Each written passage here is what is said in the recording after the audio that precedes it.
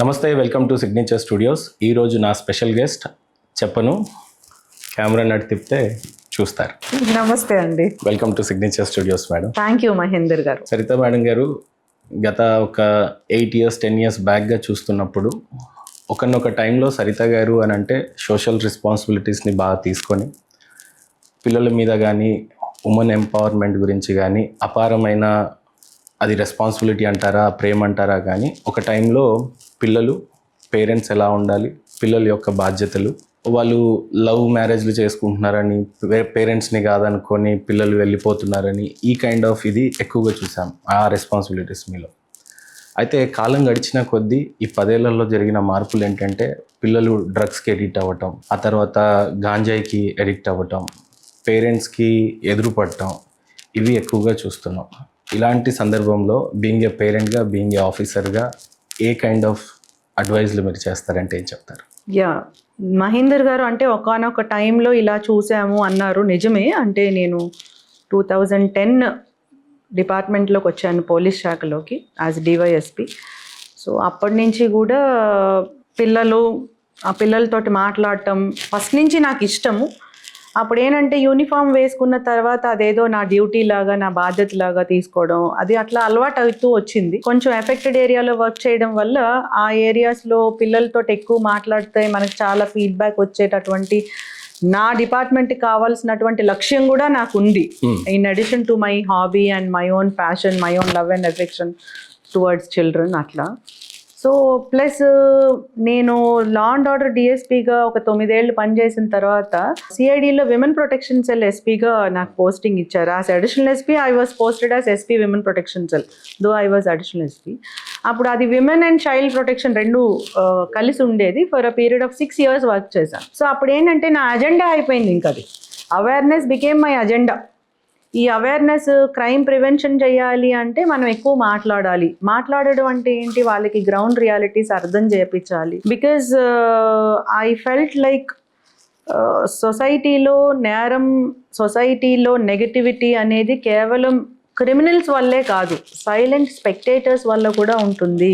చాలా బాగా చెప్పారు. It is not criminals alone who spoil the society, it is even the silent spectators. If you are not there enough to open and at least speak, మాట్లాడలేకపోతే, ఖండించలేకపోతే, ఇది తప్పు అని చెప్పలేకపోతే, లేదా నీ అభిప్రాయం స్మూత్గా చెప్పు. దాన్ని చాలా డిఫరెంట్ వేస్లో ఉంటాయి.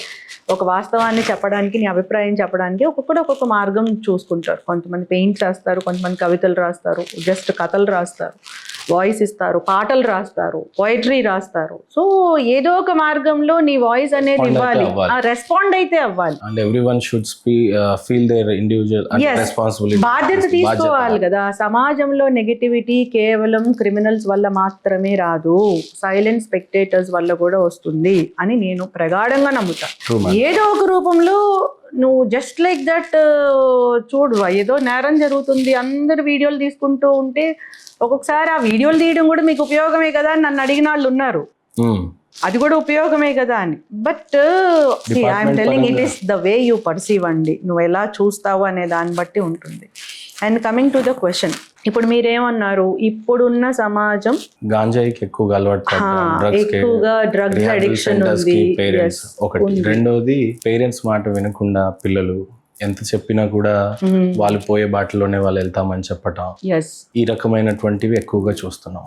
ఇది చాలా ఇంట్రెస్టింగ్ థింగ్ మీరు రైజ్ చేశారు. Because I have to respond. నేను ఒక పోలీస్ ఆఫీసర్గా కాకుండా మదర్గా కూడా నేను రెస్పాండ్ అవ్వాలి, ఒక లేడీ ఆఫీసర్గా నేను రెస్పాండ్ అవ్వాలి. ఎందుకంటే ఒక్కొక్క బాధ్యతలో ఒక్కొక్క కోణంలో మనం బిహేవ్ చేయాల్సిన అవసరం ఉంటుంది అనమాట. సో మీరు అడిగిన మెయిన్ క్వశ్చన్ ఏంటంటేనండి, ఈ జెండర్ గ్యాప్, జనరేషన్ గ్యాప్ ఇప్పుడున్న యువత అంటే యూజువల్గా ఇట్ ఈస్ 1995 తర్వాత 2009 బార్న్ ఎక్కువ. 2009 to 95, 1995 to 2009 బార్న్ అంటే జెన్జీ కిడ్స్. మనం అందరూ అంతకు ముందు బిఫోర్ 1995 బార్న్. సో ఈ జనరేషన్లో ఉన్నటువంటి పిల్లలు మాట వినకుండా డ్రగ్స్ అడిక్ట్ అయ్యి అని మీరు అన్నారు, కొంతమంది. Yes. So I don't want to generalise, number 1. Number 2, నేను జనరేషన్ గ్యాప్కి కారణాలు నేను చూస్తున్నటువంటి కోణంలో నేను చెప్తాను. I may be wrong also. I may be wrong, I may be right, but నేను అబ్జర్వ్ చేసిన కోణంలో నేను చెప్తాను. మీ పాయింట్ ఆఫ్ వ్యూ. నా పాయింట్ ఆఫ్ వ్యూ. ఈ జెన్జీ కిడ్స్ యాజ్ సచ్ వాళ్ళు మోరల్ వాల్యూస్కి అగెయిన్స్ట్ కాదు. They are not against moral values. వాళ్ళు మనం ఏదో మంచి చెడు చెప్తే దానికి వ్యతిరేకులైతే కాదు, కానీ they are against preaching, they are against philosophy, they are against hypocrisy. ఇల్లాజికల్గా ఏమన్నా ఉంటే they are not at all convincing. వాళ్ళు కన్విన్స్ కాదు. సో వాళ్ళు ఆ ప్రీచింగ్ మోడ్కి ఇష్టం చూపించరు. ఎందుకు అంటే ఈ ఇప్పుడున్న జెన్జీకి ఒక ప్లస్ ఒక మైనస్ ఉంది. Main plus for all this Gen Z, both my sons are Gen Z kids. 2007, 2009 born పిల్లలు నా ఇద్దరు కొడుకులు. సో నాకు వ్యక్తిగతంగా నా ఎక్స్పీరియన్సెస్ కూడా నేను చెప్తా. సో వాళ్ళు మోరల్ వాల్యూస్కి అగెయిన్స్ట్గా కాదు, ప్రీచింగ్కి అగెయిన్స్ట్ ఉంటారు, హిపోక్రసీకి అగెయిన్స్ట్ ఉంటారు. నువ్వు ఒకటి చెప్పి ఒకటి చేసావు అనుకోండి, double tongue, they don't listen to you. ఎందుకు? They are in information rich world, which I was not. నేను నా వరల్డ్ ఇంత ఇన్ఫర్మేషన్ రిచ్ కాదు. నాకు సెల్ ఫోన్స్లో, ఇంటర్నెట్లో ఏది అడిగితే అది ఇట్లా కొట్టగానే ఇన్ఫర్మేషన్ వచ్చేది కాదు. ఏదో పుస్తకాలు తెలిసి తెలియని వయసులో పుస్తకాలు తీసుకొని అర్థం కాక ఏదో పెద్ద గ్రంథం చదువుతున్నానని నాకే ఇలా ఫీల్ అయ్యే టైప్ ఏజ్ నుంచి వచ్చాను నేను. But now these Gen Z kids are information rich kids, number 1. Number 2, they are authority skeptical అంటారు. అంటే ఏంటి? ఎవరన్నా ఒక కమాండ్ ఇచ్చినా, ఇలానే చెయ్యి అని కంట్రోల్ చేసిన దాన్ని సందేహిస్తారు. They are sceptical about it. Gen Z kids అంటేనే they are information rich and authority sceptical children. వాళ్ళ ప్లస్ పాయింట్ ఏంటంటే వాళ్ళకి క్లారిటీ ఉంటుంది. మనకు లేదు క్లారిటీ. వాళ్ళకు ఉన్నంత క్లారిటీ మనకు ఉండదు. వాళ్ళకి ఏది ఇష్టమో వాళ్ళకి క్లియర్, ఏది ఇష్టం లేదో వాళ్ళకి క్లియర్, ఏం కావాలో వాళ్ళకి క్లియర్, ఏం వద్దో వాళ్ళకి క్లియర్. ఇదే నచ్చుతుంది నాకు, వేది నచ్చదని చెప్పేస్తారు. ఆ క్లారిటీ కరెక్టా రాంగా పక్కన పెట్టండి. మనం కరెక్టా రాంగా అసెస్ చేస్తాం, బట్ దే ఆర్ క్లియర్. ఒక తప్పు చేసినా దే ఆర్ క్లియర్, ఎందుకు చేస్తున్నాం అనేది క్లియర్. వాళ్ళకి వాళ్ళ వైపు వాళ్ళు కన్విన్సింగ్ గా క్లారిటీతో ఉంటారు. We were not like that. ఏది చేసినా ఇది మంచేనా, ఇది నిజమేనా, ఇంతే అంటావా, ఇది కాకపోతే నేను వేరేది సెలెక్ట్ చేస్తే బాగుండేదా, ఒక శారీ తీసుకున్నాం, ఒక చుడిదార్ తీసుకున్నాం, అరే నేను 10 చూపించాడు, ఆ 10లో 2 పక్కన పెట్టాను, ఆ 2 ఈ ఒకటి పెట్టాను, ఒకటి సెలెక్ట్ చేసుకొని వెళ్ళాను, ఇంటికి వెళ్ళి మళ్ళీ అరే ఆ ముందు 2 ఉన్నాయి కదా, అదేమైనా చూస్తే బాగుంటుందా. This was earlier, but now the children are not like that. These Gen Z kids are not like that. They are very clear, number 1. Number 2, they are highly stressed.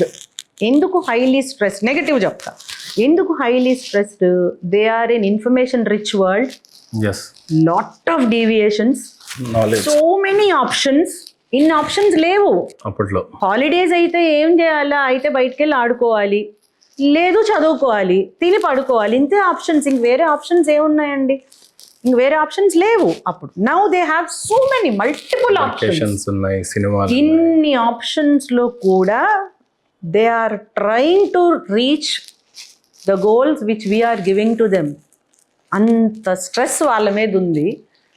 ఇంత ఇన్ఫర్మేషన్ రిచ్, ఇంత clarity ఉంది, ఇంత stress ఉంది, so many options ఉన్నాయి, still they are leading with clarity.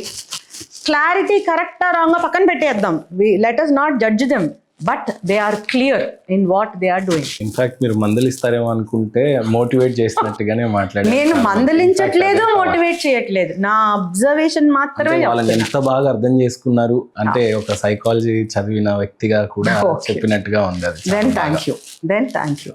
So we have to.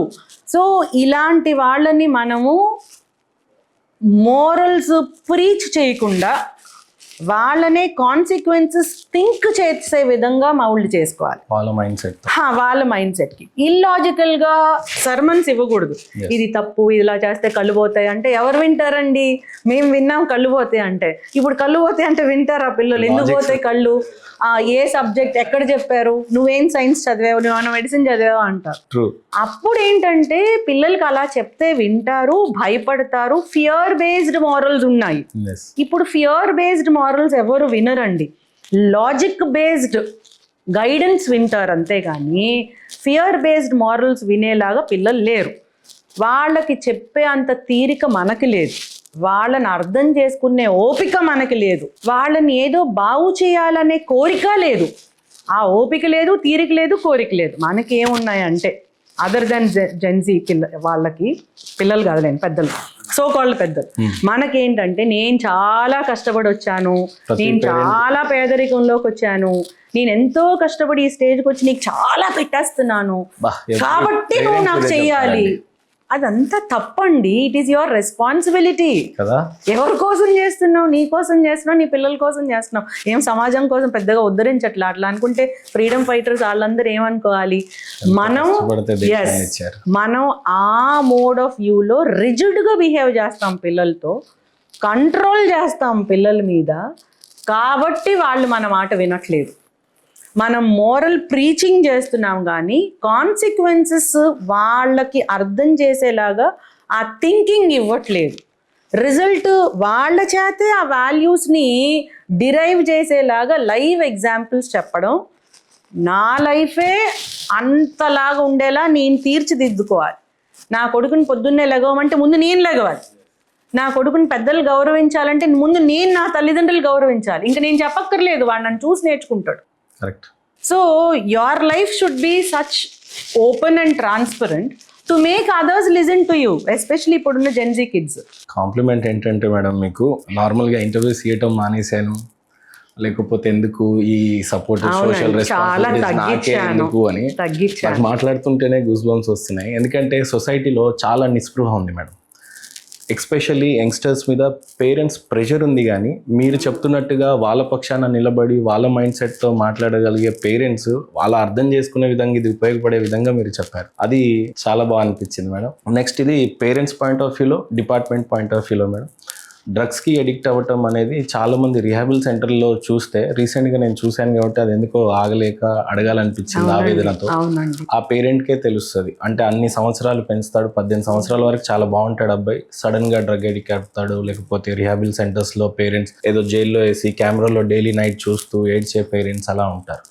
ఇలాంటి వాళ్ళకి మీరు ఇచ్చే సలహా? ప్రతి క్రైమ్ అంటే డ్రగ్స్ తీసుకోవడం క్రైమే, కానీ నేను ఆ క్రైమ్ పాయింట్ ఆఫ్ వ్యూలో కూడా చెప్పట్లేదు.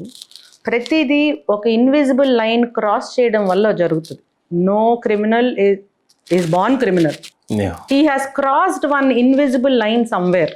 Number 1. Number 2, one choice will change your life అనేది ఎవరు చెప్పలేదేమో. సో డ్రగ్ అడిక్షన్ అనేది ఇప్పుడు ఒక పెద్ద problem for this Gen Z kids. Fun తోటి మొదలవుతుంది. Number 1, let us experience it, let us know what it is. ఒకసారి ఎక్స్పీరియన్స్ అయితే ఏమవుతుంది అనే దాంతోనే మొదలవుతుంది. నేను కొంతమంది చెప్తారు కదా, మాకు ఉన్న మా ఫ్యామిలీ కుటుంబ నేపథ్యం ఇంత చాలా దయనీయమైంది, ఆ డిప్రెషన్లో నేను తీసుకున్నాను. అవన్నీ సినిమా స్టోరీలు. డిప్రెషన్లో డ్రగ్స్ తీసుకోవాల్సిన అవసరం లేదు. డ్రగ్స్ తీసుకుంటే డిప్రెషన్కి వస్తారు, డ్రగ్స్ తీసుకుంటే సూసైడల్ టెండెన్సీస్ వస్తాయి, డ్రగ్స్ తీసుకుంటే it has its effect on your physical as well as mental condition. So నేను నాకున్న సామాజిక ఆర్థిక పరిస్థితుల వల్ల, నాకున్న ఫ్యామిలీ నేపథ్యం వల్ల నేను ఆ డిప్రెషన్లోంచి బయటకు రావడానికి నేను తీసుకున్నాను అంటారు. That is absolutely wrong. It is only to defend themselves. They are doing, they are doing. It is all ఒక ఎక్స్పీరియన్స్. అదేంటో చూడాలి, ఆ ఫన్ అనేది చూడాలి. అందరూ చేస్తున్నారు కదా, నేను కూడా తీసుకుంటే తప్పేంటి? ఒక ఇన్విజిబుల్ లైన్, మనకి ఆ బార్డర్ ఉంటుంది కదా, ఆ బౌండరీ, దాన్ని క్రాస్ అవ్వడానికి మనిషి ఎప్పుడు కూడా నెగటివిటీస్ టేస్ట్ చేయడానికే ఉత్సాహం ఉంటుంది. పాజిటివ్ దానికి ఉత్సాహం ఉండదు. చదవడానికి ముందు తొందరగా వెళ్దాం, సినిమా చూడటానికి వెళ్తాం. ఎందుకు? అది మనకి క్షణికానందాన్ని ఇస్తుంది, లాంగ్ టర్మ్ రిజల్ట్ని ఇవ్వదు. ఈ డ్రగ్స్ ఆ క్షణికానందాని కోసం పిల్లలు దానికి బలైపోతున్నారు. మీ కెరియర్లో ఎప్పుడైనా అలాంటి కేసు మీ దగ్గరికి రావటం? చాలా చూసామండి. We have seen many cases. NTR police కమిషనరేట్లో కూడా we have done so many works against drugs. ఇప్పుడు మనకి పోలీస్ శాఖ ఇప్పుడు ఈగల్ అని ఒక సెపరేట్ వింగ్ పెట్టింది గాంజాకి వ్యతిరేకంగా. We are proudly telling that our state is 0 ganja cultivation state అని చెప్తున్నాము. టైంలో చాలా ప్రాపగండా కూడా వచ్చింది స్టేట్ పైన, గాంజా కల్టివేషన్ ఉంది అని. ఇప్పుడు కల్టివేషన్ జీరో. ఇప్పుడు మా గోల్ ఏంటంటే డిమాండ్ తగ్గించాలి. నెంబర్ 1 డిమాండ్ తగ్గించాలి, సప్లై చైన్ బ్రేక్ చేయాలి. తర్వాత ఈ సప్లై చేసే వాళ్ళ ఫార్వర్డ్ లింకేజ్, బ్యాక్వర్డ్ లింకేజ్, అసలు ఇది ఎక్కడి నుంచి వెళ్తుంది, ఎక్కడికి రీచ్ అవ్వాలి, ఎక్కడి నుంచి వచ్చింది అనే లింకేజెస్ ఎస్టాబ్లిష్ చేయాలి. ఎకనామిక్ ఇన్వెస్టిగేషన్, ఈ ఆస్పెక్ట్స్ మీద ఎక్కువ ఉంది. సింపుల్గా చెప్పాలి అంటే డిమాండ్ తగ్గించాలి. సప్లై బ్రేక్ ఎంత ఇంపార్టెంటో డిమాండ్ తగ్గించడం కూడా అంతే ఇంపార్టెంట్. బికాస్ సప్లై ఉంటే డిమాండ్ ఆటోమేటిక్గా ఉంటుంది అని అనుకుంటాం. డిమాండ్ తగ్గిస్తే సప్లై ఉన్నా కూడా దీన్ని బ్రేక్ చేయొచ్చు అని అనుకుంటాం. Because always demand seeks supply, supply seeks demand, at any cost they do it. అది. సో పిల్లల విషయానికి వస్తే ఫన్ తోటి మొదలయ్యేది వాళ్ళ జీవితం మొత్తం కాస్ట్ అవుతుంది. It is not their life alone, it is costing the society as such. Initial stage లో పేరెంట్స్ ఎలా గుర్తించవచ్చు మేడం? అంటే కాలేజ్కి వెళ్తున్నప్పుడు వాళ్ళ మూడ్ స్వింగ్స్ అండి. మూడ్ వాళ్ళైతే ఒక రూమర్ ఉంది మేడం, పెద్ద స్కూల్స్ లలో పిల్లల్ని జాయిన్ చేయాలంటే అబ్బే ఆ స్కూల్ వద్దండి, అక్కడ డ్రగ్ బాగుంది అంటున్నారు, ఇక్కడ బాగుంది అంటున్నారు. హౌ కమ్ ఈ రూమర్? ఎలా పిల్లలు అసలు వెళ్లకుండా పేరెంట్స్ ఎలా గుర్తించాలి? ఒకవేళ ఇనిషియల్ స్టేజ్ లో ఆయన కన్సప్ట్ చేస్తున్నా ఎలా కన్జ్యూమ్ చేశాడు అనేది పేరెంట్స్ ఎలా అర్థం చేసుకోవాలి? స్కూల్ స్టూడెంట్స్ లో కూడా డ్రగ్స్ ప్రివలెన్స్ ఉంది. పౌడర్స్ అంటే substances, it might not be narcotics అంటే మీకు తెలుసుగా ganja related things. Psychotropic substances, chemical substances like MDMA drug కానీ, LSD కానీ, వైట్ పౌడర్స్ దొరుకుతాయి, అవి కానీ. It is chemically synthesised drugs which has its effect on the mood and brain. Mind మీద effect ఉంటుంది, శరీరం మీద కన్నా మూడ్ మీద. ఆ ఎక్స్టసీ డ్రగ్ అంటారు దాన్ని, ప్రేరేపితం, ఉత్తేజితం చేసేటటువంటి అట్లాంటివి కొన్ని స్కూల్స్ అండ్ కాలేజెస్లో సప్లై అవుతుందని ఇన్ఫర్మేషన్ మీద మేము కూడా రైడ్ చేయడం జరిగింది. చాలా రైడ్స్ చేసాము. దొరుకుతున్నారా madam? Yes, we have arrested also. We have seized MDMA. ఏ ఏజ్ ఆఫ్ పిల్లల్ని టార్గెట్ చేస్తూ చూస్తారు మేడం? కాలేజ్ స్టూడెంట్స్ అండి, 10th standard, intermediate, college students కూడా. కొన్ని అవేర్నెస్ ప్రోగ్రామ్స్ చేశాము. ఈగల్ అని సెపరేట్ వింగ్ ఉందన్నమాట, elite anti narcotic group for law enforcement అని సెపరేట్ ఏపీ పోలీస్ లో ఫస్ట్ టైం పెట్టారు మేడం. దాని గురించి డిపార్ట్మెంట్ అందరికి కూడా పబ్లిక్ నుండి హ్యాండ్స్ ఆఫ్ చెప్తున్నాను. అవునండి, credit goes to government. Credit goes to government for taking that stern action against ganja as well as drug abuse. So ఈ పిల్లల్లో ఎలా గుర్తించాలి అని మీరు అన్నారు. నైట్ లేట్గా రావడం, ప్రైవసీ ఎక్కువ కోరుకోవడం, నలుగురితో తిరగడానికి ఇష్టపడకపోవడం, ఎక్కువగా విసుగు చిరాకు చూపించడం, పేరెంట్స్కి ముందున్నటువంటి బిహేవియర్లో టోటల్గా ఈ చేంజెస్ ఏ చిన్నది వచ్చినా you have to suspect directly or indirectly ఏమైనా డ్రగ్ అబ్యూస్కి బలైపోతున్నాడా అని సస్పెక్ట్ చేయాల్సిన అవసరం. వాళ్ళ sleeping pattern, eating pattern, behavioural pattern, నలుగురితో తిరగడానికి ఇష్టపడకుండా ప్రైవసీ పేరుతోటి తను సమాజానికి దూరంగా ఉండాలి, చీకట్లోనే ఉండాలని కోరుకునే యాటిట్యూడ్ ఉంటుంది. ఆ యాటిట్యూడ్ ఉన్న వాళ్ళు, ఆ పిల్లలు అట్లా ఉంటే we have to suspect that ఎక్కడన్నా డ్రగ్ అబ్యూస్ ఉందా అనేది సస్పెక్ట్ చెయ్యాలి.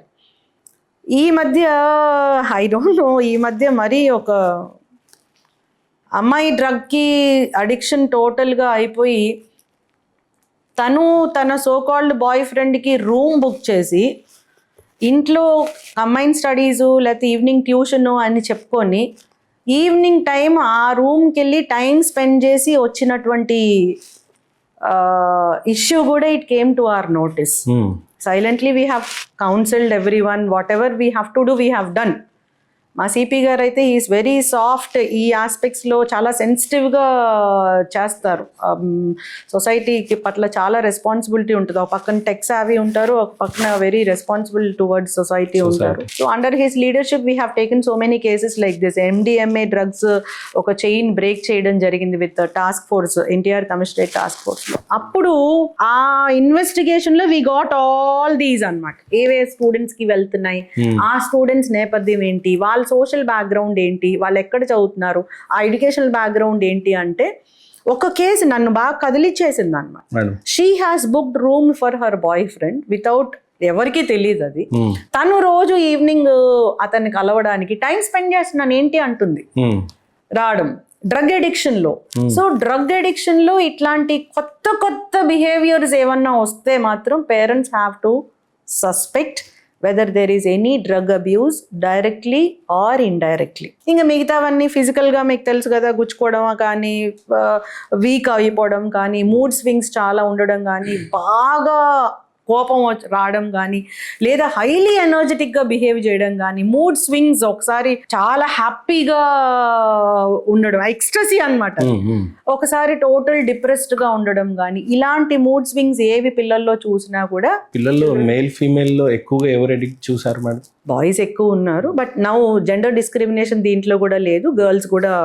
It was a case study which we have done. ఎలాగో క్వశ్చన్ రైజ్ చేశాను కాబట్టి ఈ కేసుకి కంక్లూజన్ ఇచ్చే విధంగా పేరెంట్స్ చాలా మంది ఒకవేళ ఈ ఇంటర్వ్యూ చూసినట్లయితే ఎలా గుర్తించాలో చెప్పారు. ఇప్పుడు ఒకవేళ నిజంగానే ఎడిక్షన్ ఉంది అబ్బాయికి అని అంటే వాళ్ళు ఇమ్మీడియట్ గా తీసుకోవాల్సిన జాగ్రత్తలు ఏంటి, ఎక్కడ సంప్రదిస్తే బాగుంటుంది? Toll free number AP wide ఒకటి ఉందండి, 1972 టోల్ ఫ్రీ నెంబర్. అది ఈగల్ కోసమే అన్నమాట. 1972 టోల్ ఫ్రీ నెంబర్. ఈ ఈగల్కి IG rank officer, he is working as director. So దీంట్లో కౌన్సిలింగ్ ఇవ్వడానికి రిహాబిలిటేషన్ సెంటర్స్ తోటి, ఎన్జిఓస్ తోటి కూడా టైఅప్ అయి ఉంది. సో పేరెంట్స్ ఎవరన్నా అలా గుర్తిస్తే you can bring to our notice through 1972. De-addiction centers, private de-addiction centers ఉన్నాయి, గవర్నమెంట్ de-addiction centers ఉన్నాయి. But it has to be, నా పర్సనల్ ఒపీనియన్, వాటిని ఇంకా చాలా స్ట్రెంగ్తన్ చేయాల్సిన అవసరం ఉంది, చాలా స్ట్రెంగ్తన్ చేయాలి. కొన్ని ఆర్గనైజేషన్స్ ఉన్నాయి, లైక్ గ్రీన్ వ్యాలీ ఫౌండేషన్ వైజాగ్లో. They are working very well. వాళ్ళు రిహాబిలిటేషన్ కోసం వాళ్ళ ఓన్ ఎక్స్పెండిచర్ కూడా పెట్టుకొని దే ఆర్ డూయింగ్. సో ఇట్లాంటి ఆర్గనైజేషన్స్కి we can also tie up with those organizations. So 1972కి కాల్ చేస్తే that's a toll free number. Madam, ఎలాగో జెన్జీల తరం నడుస్తుంది ఇప్పుడు. ఈ పిల్లలే నేటి బాలలే రేపటి పౌరులు అని అంటారు, లేదా రేపు కాబోయే సక్సెస్ హోల్డర్స్ అంతా 100%. రేపు వీళ్ళే పరిపాలించాలి, వీళ్ళే పాలించాలి, వీళ్ళే రూల్ చేయాలి. కాబట్టి ఈ జెన్జీలు కానీ లేదా ఈ యంగ్స్టర్స్ అందరు కూడా గోల్ ఎలా సెట్ చేసుకోవాలి, ఎలా చదివితే బాగుంటుంది, అసలు గోల్ అంటే ఏంటి, ఎందుకు సెట్ చేసుకోవాలి అని అంటే మీరు ఏం చెప్తారు? వాళ్ళ గోల్ మనం చెప్పాల్సిన అవసరం యాక్చువల్లీ లేదు. అంటే ఈ పిల్లలకి they have their own goal. మనం కేవలం ఎక్కువగా ఫెసిలిటేటింగ్ రోల్ ప్లే చేస్తే బాగుంటుంది అనిపిస్తుంది నాకైతే, రాదర్ దెన్ డైరెక్టింగ్ దెమ్. ఇది చెయ్యాలి, మనం గోల్ సెట్ చేయాలనుకోండి, పోలీస్ ఆఫీసర్ అవ్వు, ఐఏఎస్ అవ్వు, ఐపీఎస్ అవ్వు, లేకపోతే డాక్టర్ అవ్వు, ఇంజనీర్ అవ్వు, ఇవే మనం చెప్తాం. బట్ వాళ్ళు సెట్ చేసుకున్న గోల్స్ మనకు అసలు అర్థం కూడా కావు, but they will be successful in that. So వాళ్ళ గోల్ సెట్టింగ్ ఇలా ఉండాలి అని మనం చెప్పేదానికన్నా, వాళ్ళని గోల్ సెట్ చేసుకునే థింకింగ్ ప్రాసెస్కి మనం ప్రేరేపణ అవ్వాలి. You have to inspire them to think properly. అంటే వాళ్ళ స్ట్రెంగ్స్ మన వైపు నుంచి మనం ఏవో చూస్తాం కదా, మనం కూడా కొన్ని ఐడెంటిఫై చేయాలి. బాబు నీ స్ట్రెంగ్స్ ఇవి, yes your strengths are so and so. వాళ్ళ ఇమోషన్స్ని మనం అప్రిషియేట్ చేయాలి, వాళ్ళ స్ట్రెంగ్స్ని మనం గుర్తించాలి, వాళ్ళ వీక్నెసెస్ని వాళ్ళే గుర్తుంచుకునేలాగా మనం చెయ్యాలి. బై ఫోర్స్ గా మనం వాళ్ళని, we can never do anything by preaching. అంటే అవ్వాల్సిన సక్సెస్ కూడా అవ్వకుండా మనమే ఏదో డైరెక్షన్ చేంజ్ చేసేస్తా ఉంటాం. మనల్ని రిజిడ్ గా చూస్తారు. They don't like rigidness, they like firmness.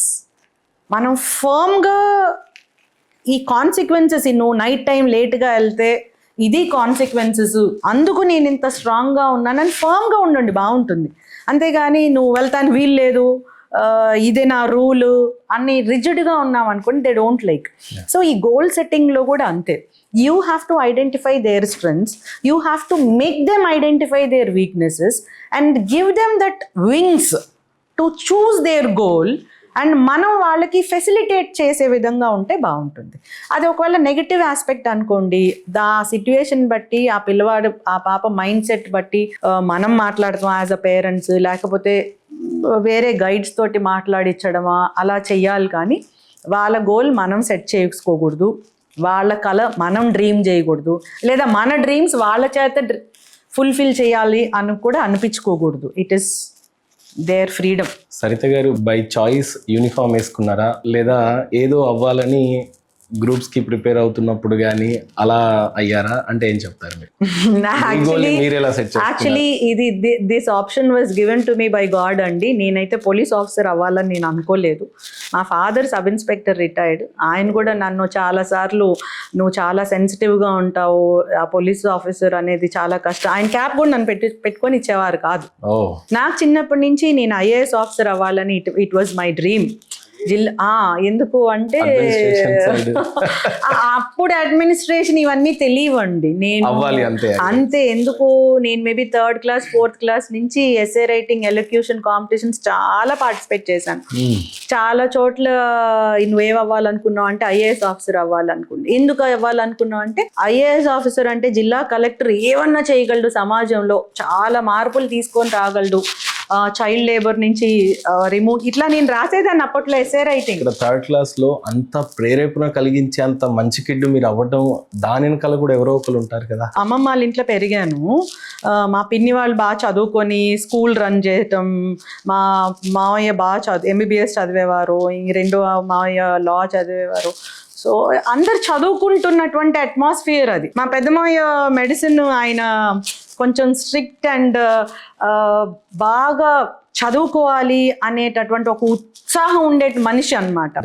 Educations అట్లా. And even my mother also అండి, she is like highly knowledgeable lady. చాలా లాజికల్ రాషనల్ థింకింగ్ ఉంటుంది. నావెల్స్ చదువుతారు మా మదర్. అంటే జెండర్ డిస్పారిటీ ఉండకూడదు, ఆ జెండర్ ఈక్వాలిటీ ఉండాలి అని మాలో కూడా పిల్లల మధ్య కూడా అలా చూపించిన లేడీ అన్నమాట. మా ఫాదర్ కానీ మదర్ కానీ, మా మదర్ ఎక్కువ. అట్లా మా పిన్ని వాళ్ళు, మా మామయ్య వాళ్ళు, మా అమ్మమ్మ సూపర్, ఆమె షీస్ సూపర్ లేడీ అన్నమాట. ఆడవాళ్ళు ఎందుకు చదువుకోకూడదు, కొంచెం వేరేలాగా మాట్లాడారు, మగాళ్ళు ఏంటి ఎక్కువ, ఆ టైప్ అన్నమాట. మేబీ ఆ వాతావరణంలో ఉండడం వల్ల నాకు it might have rich goal mind set తెలుసా 3rd క్లాస్ అంటే సరిత గారు? కొంచెం చిన్నప్పటి నుంచి అయితే ఉండేవండి. నేను 5th క్లాస్ నుంచి ట్యూషన్స్ అవి చెప్పేదాన్ని, నాకన్నా పెద్దవాళ్ళకి చెప్పేదాన్ని. వాళ్ళు నన్ను అక్క అక్క అని పిలిచేవాళ్ళు. I use to feel as if like oh I know so much అని. అలా మేబీ సబ్ కాన్షియస్ గా ఉండుంటాయి, దానివల్ల అలా ఉండుండొచ్చు. But I never dream to be a police officer. వచ్చినాక I'm happy. First day uniform తీసుకునే కన్నా ముందు ఉండే ట్రైనింగ్స్, కొన్ని భయాలు, ఆ తర్వాత చాలా రాయల్ మైండ్ సెట్ తో వచ్చి యూనిఫామ్ ఒకసారి వేసుకున్న తర్వాత సీనియర్స్ దగ్గర సైల్యూట్స్, ఎలా మీ మైండ్ సెట్ ఎలా ట్రావెల్ అయింది? నేను ముందు 2007 రాసిన గ్రూప్ 1లో నాకు వచ్చిన మార్క్స్ నాకు అప్పుడే డిఎస్పీ వచ్చేది. బట్ ఫిజికల్ టెస్ట్ కూడా మా నాన్న వెళ్ళనివ్వలేదు. సరే అది వేరే స్టోరీ అనుకోండి. తర్వాత నేను అట్ ఎనీ కాస్ట్ నేను ఇంకా బెటర్ ఆప్షన్ వెళ్ళాలి, ఆర్డీఓ అయితే డెప్యూటీ కలెక్టర్ అయితే ఐఏఎస్ అవ్వచ్చు అలా అనుకుని మళ్ళీ ఎగ్జామ్ రాశాను. కానీ అప్పుడు మాత్రం ఆప్షన్ డిఎస్పీ కూడా పెట్టాను. ఫస్ట్ చేయండి, తర్వాత చేశాను. Destiny brought me into police department only. అప్పటికే నేను 2 పిల్లల తల్లిని. నేను ఇంటర్వ్యూకి వెళ్ళేటప్పుడు I was carrying my second son. So డిఎస్పీగానే నేను సెలెక్ట్ అయ్యాను. ఇంటర్వ్యూ అప్పుడు కూడా నన్ను ఇంటర్వ్యూ అయిపోయినాక వెంకటరామరెడ్డి సార్ బోర్డ్ అనమాట, వారు నన్ను అడిగారు, నువ్వు లా చదువుకున్నావు కదా, నువ్వు లా ప్రొఫెసర్ అయితే చాలా బాగుంటుంది, లేదా జడ్జ్ అయితే బాగుంటుంది, you are speaking very well, అది ఇదని అన్నారు. అయిపోయినాక బయటికి వెళ్ళినాక డిఎస్పీ వస్తే చేస్తావా అని అడిగారు. అప్పుడే అనుకున్నాను నాకు ఇంక ఇదే వస్తుంది అని అనుకొని. But once I was selected, నేను కొంచెం హెజిటేట్ అయితే చేశానండి, భయపడ్డాను కూడా. నేను చేయగలనా, టఫ్ ట్రైనింగ్ ఉంటుందని భయపడ్డాను. మా ఫాదర్ కూడా ఎంతో కష్టపడితే గానీ ఒక డిఎస్పీని మేము చూడగలిగే వాళ్ళం కాదు, ఇది చాలా పెద్ద జాబ్ అది ఇదని అంటాం.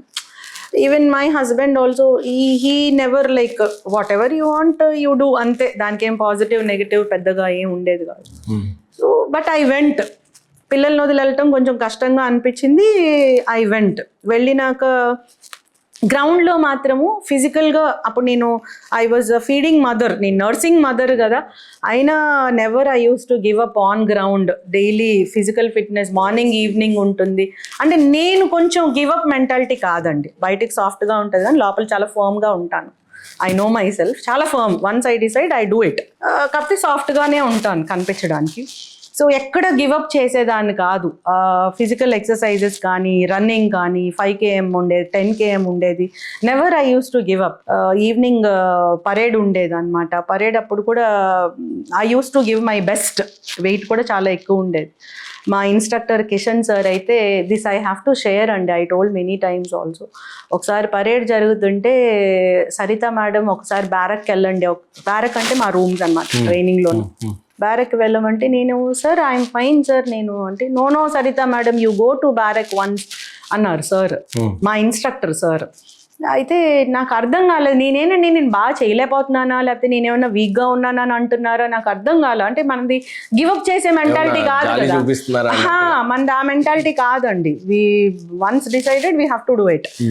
అయితే సార్ కొంచెం స్ట్రిక్ట్గా సరిత మేడం బ్యారక్కి వెళ్ళండి అన్నారు. నేను వెళ్తే మాకు అన్ని పోలీస్ డిపార్ట్మెంట్లో ఎక్కడైనా బిగ్ మిర్రర్స్ పెడతారు యూనిఫామ్ కోసం, అట్లా that is a pattern. So చూస్తే నా షర్ట్ తడిచిపోయింది. I was a nursing mother. నాకు వారి మీద గౌరవం పెరిగిపోయింది అనమాట. మళ్ళీ షర్ట్ చేంజ్ చేసుకొని పరేడ్కి వెళ్ళాను. సో అటువంటి సిచ్యువేషన్స్ ఐ హ్యావ్ సీన్. అంత మంచి ఆఫీసర్స్ నేను ఎందుకో నన్ను కొంచెం అది లిటిల్ ఇచ్చేసింది. కాకపోతే I little felt proud also. నేను నర్సింగ్ మదర్, 2 పిల్లల తల్లిని, నా చిన్న బాబుని వదిలేసి వచ్చాను, అయినా నేను కష్టపడుతున్నాను. లోపల అంతర్లీనంగా కొంచెం హ్యాపీగా అనిపించింది, కానీ కొంచెం బాధ అనిపించింది. బాబుని వదిలేసి వచ్చాను అని బాధ అనిపించింది. మా ఇన్స్ట్రక్టర్ నా సిచ్యువేషన్ అండర్స్టాండ్ చేసుకున్నారని ఒక టైప్ ఆఫ్ ఆ ఇన్స్ట్రక్టర్ మీద ప్రేమ పెరిగింది. అట్లా మీరు నా ట్రైనింగ్ అడిగారు కాబట్టి I'm just sharing all this. 10K వెళ్ళేటప్పుడు ఎక్కడ వాక్ చేసేదాన్ని కాదు, అలాగే వెళ్ళేదాన్ని. అట్లానే స్పీడ్గా రన్ చేసే అంత కెపాసిటీ ఉండేది కాదు. కన్సిస్టెంట్. చాలా మంది ఎస్ఐస్ కూడా అదే టైంలో ట్రైనింగ్ అయ్యారు మాతో పాటు. వాళ్ళు కూడా మేడం కమాన్ అనేవాళ్ళు. మా ఇన్స్ట్రక్టర్ వచ్చి కొంచెం పరిగెత్తమ్మా, ఇంకా టైమింగ్ బాగా వస్తుంది, మీరు నడవరు అలా అని స్పీడ్గా పరిగెత్తరు అనేవారు. It was very good. Even మా బ్యాచ్ మేట్స్ అందరూ కూడా బాగా support. I was very good in firing. నా పక్కన ఉన్న గిరిధర్ సార్ ఉండేవారు. ఆయన అయితే కళ్ళజోడు ఉంది, నువ్వు ఎట్లా చేస్తున్నావు అంత బాగా, నావన్నీ నీ దాంట్లోకి వచ్చేస్తున్నాయి నా రౌండ్స్ అన్ని అలా. It was a very good one అండి. కానీ ట్రైనింగ్ అంతా అయిపోయినాక మాకు పాసింగ్ అవుట్ పరేడ్కి టోటల్ డ్రెస్ రిహార్సల్ ఉంటుంది. ఆ టోటల్ డ్రెస్ రిహార్సల్ అప్పుడు వేసుకున్న cap, that changed me. I have that photograph. ఆ క్యాప్ మీద ఎంబ్లెమ్, పోలీస్ యూనిఫామ్ వేసుకోవాలంటే పెట్టి పుట్టాలి, అందులో ఒక కిక్ ఉంది అనేది నేను ఆ రోజు ఎంజాయ్ చేశాను. అంతవరకు మాత్రం కొంచెం ఉండిందండి. నేను ఇంకా గ్రూప్ 1 బాగా రాస్తే బాగుండేది, మళ్ళీ రాయాలని కానీ ఉండింది. I have to be very open. But passing out parade has changed me. Department లోకి వచ్చి ఆల్మోస్ట్ 20 years అవుతుందండి. లేదండి, 16 years అయిపోయింది. 2010 బ్యాచ్ కదా, 2026 17 years. yes, almost 20. Starting with DSP అండి. డిఎస్పీ, అడిషనల్ ఎస్పీ, ఇప్పుడు ఎస్పీ. అంటే డిఎస్పీ నుండి ఈరోజు డీసీపీ, కమిషనర్ అనొచ్చా? డిప్యూటీ కమిషనర్ అనొచ్చు. ఒక్కసారి జర్నీ అంతా నిమరేసుకుంటే ఎలా సాగింది? అండ్ వెనెవర్ అంటే డిపార్ట్మెంట్లోకి వచ్చాక ప్రతి ఒక్కరు ఇదే అంటారు, సాధించాలి, పెట్టి పుట్టాలి, అండ్ ఆ కాన్ఫిడెంట్ ఇస్తుంది, ఆ పవర్ ఇస్తుంది. ఆ యూనిఫామ్కే ఉంటుంది బేసిక్గా. బయట పొలిటీషియన్ కనిపిస్తుంది, వైట్ వేసుకోగానే మేము రూలర్స్ అని అంటారు, మీరు protectors actually. So entire journey చూసుకుంటే ఎప్పుడైనా రీగ్రెట్ ఫీల్ అయ్యారా? లేదు, రెస్పాన్సిబుల్గా ఫీల్ అయ్యారా? ఒకసారి మీ జర్నీ అంటే బహుశా నాకే అదృష్టం దొరికిందేమో సరిత గారితో మీ ప్రయాణం ఒక ఎక్స్పీరియన్స్ చెప్పండి అని. సో ప్లీజ్ దాని గురించి చెప్పాలి. ముందు ప్రొటెక్టర్స్ కన్నా లా ఎన్ఫోర్స్మెంట్, చట్టాన్ని అమలు పరిచే దాంట్లో మా వైపు నుంచి మేము చేస్తాం, కానీ మేము అన్నీ చేయగలం, మాకు చాలా పవర్ ఉంది అనేదాన్ని నేను నమ్మను. Number 1, police should not warn, police should walk and protect.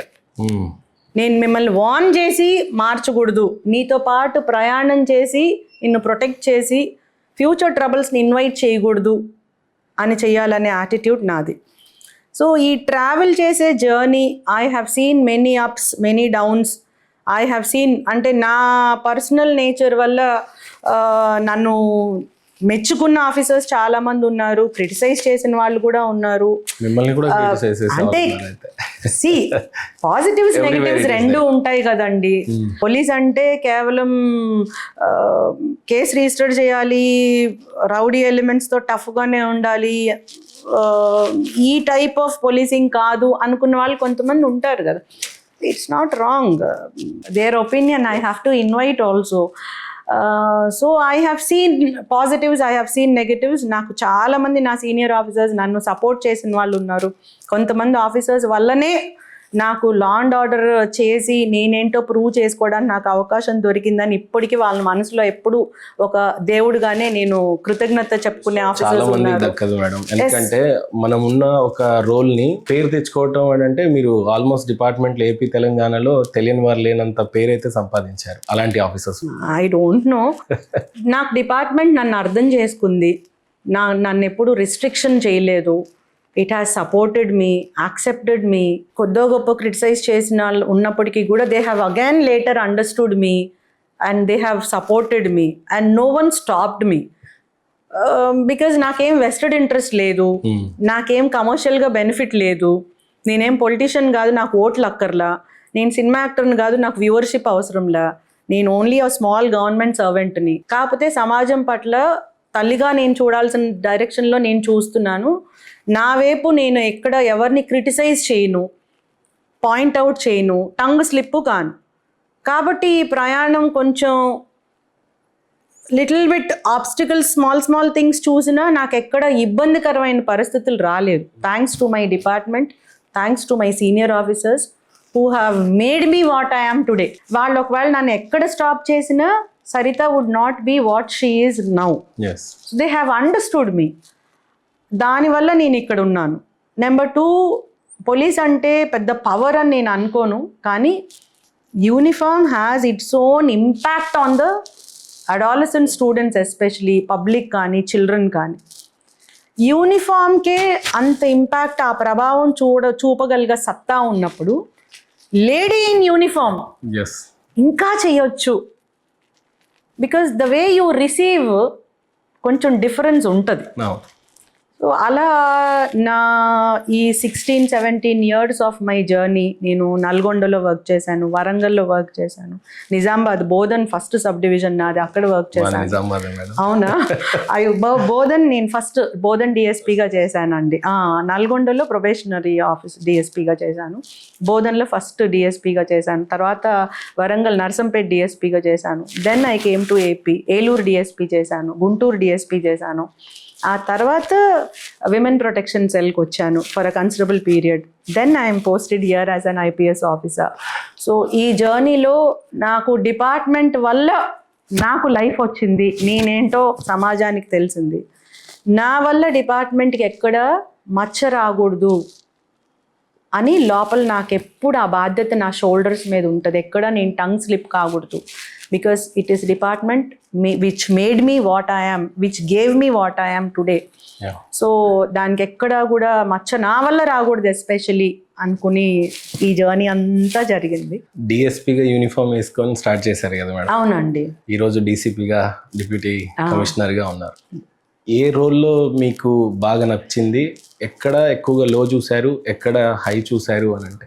అలా నేను చెప్పలేను, కానీ ప్రతి సబ్ డివిజన్ నాకు ఒక కొత్త ఎక్స్పీరియన్స్ని ఇచ్చింది. బోధన్లో ఒక టైప్ ఎక్స్పీరియన్స్, కమ్యూనిటీ కాన్ఫ్లిక్ట్స్ ఎట్లా చేయాలి అని చాలా, ఒక 3 సార్లు ఏమో రోడ్ల మీద శవాన్ని కాపలా కాసాం నేను మా ఇన్స్పెక్టర్. అంటే రోడ్ యాక్సిడెంట్స్ జరుగుతూ ఉంటుంది, లారీ డ్రైవర్ ఒక రిలీజన్, చనిపోయినాడు ఒక రిలీజన్ అనుకోండి, అది కమ్యూనిటీ క్లాషెస్ ఉండడానికి అవకాశం ఉంటుంది. బాడీని తీయడానికి అవకాశం ఉండేది కాదు. నైట్ అంతా శవాన్ని కాపలా కాసిన రోజులు ఉన్నాయి. సో ఒక ఏరియాలో అట్లాంటివి, ఇంకో ఏరియాలో కొంచెం అఫెక్టెడ్ ఏరియా, వరంగల్లో కొంచెం అఫెక్టెడ్ ఏరియా ఉండేది, ఎన్డీ పార్టీ మూవ్మెంట్ అప్పట్లో. సో కొన్ని సరెండర్స్ చూసాము. కమ్యూనిటీ పోలీసింగ్కి ఎక్కువ స్కోప్ ఉండింది. మా ఇన్స్పెక్టర్స్ దే హ్యావ్ అండర్స్టూడ్ మీ. చాలా ఊటాయి, కొత్తగూడ అట్లాంటి ఏరియాస్కి వెళ్ళి అక్కడ వాలీబాల్ టోర్నమెంట్స్ కానీ, బాస్కెట్బాల్ టోర్నమెంట్స్ కానీ, మెడికల్ క్యాంప్స్ కానీ పెట్టడం, పిల్లలతో పాటు ట్రైబల్ వెల్ఫేర్ హాస్టల్స్కి వెళ్ళి వాళ్ళతోటి టైం స్పెండ్ చేయడం, అట్లాంటి కమ్యూనిటీ పోలీసింగ్కి ఎక్కువ స్కోప్ ఉండింది అక్కడ. Along with crime investigation and crime investigation ఎక్కడ, ఇవన్నీ other than that regular goal. So many press meets, so many crime detection, recoveries చాలా ఉండేవి. అట్లా ఒక సబ్ డివిజన్ నాకు అట్లాంటిది ఇచ్చింది. Eluru sub division, it is again a political hot bed. Different aspects ఉన్నాయి అక్కడ, రూరల్, అర్బన్, కొంచెం politically sensitive issues, all that. So that is different experience ఇచ్చింది, కొత్త ఛాలెంజెస్ ఇచ్చింది. అలా తర్వాత గుంటూరుకు వచ్చేటప్పుడు 3 years వర్క్ చేశాను. అప్పుడు క్యాపిటల్ సిటీ అన్నమాట. సో అది 24 hours ఉద్యోగం లాగే ఉండేది, మార్నింగ్ నైట్ అట్లా. అప్పుడు మా ఎస్పీ గారు చైన్ స్నాచింగ్ అయితే ఊరుకునే వాళ్ళు కాదు, ఒక team work.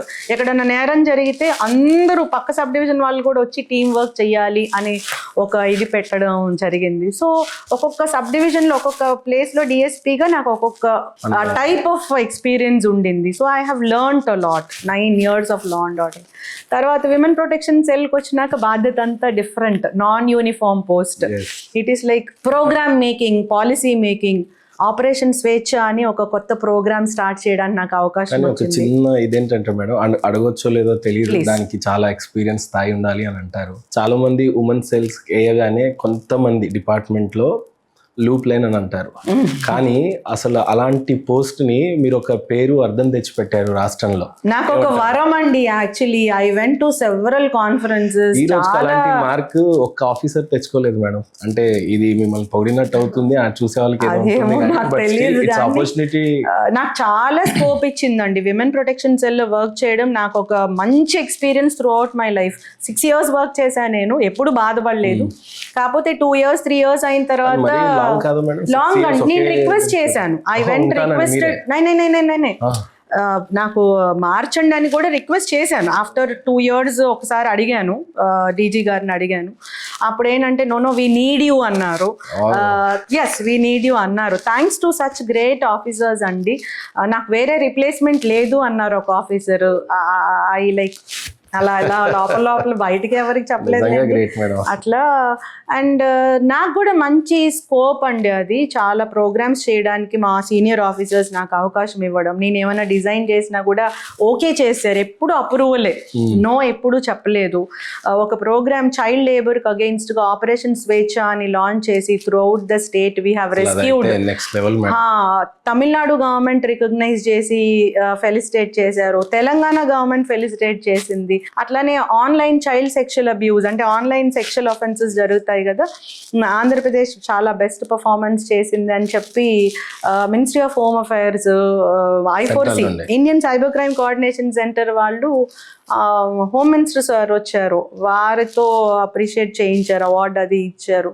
I could represent my state there along with our ADG sir also.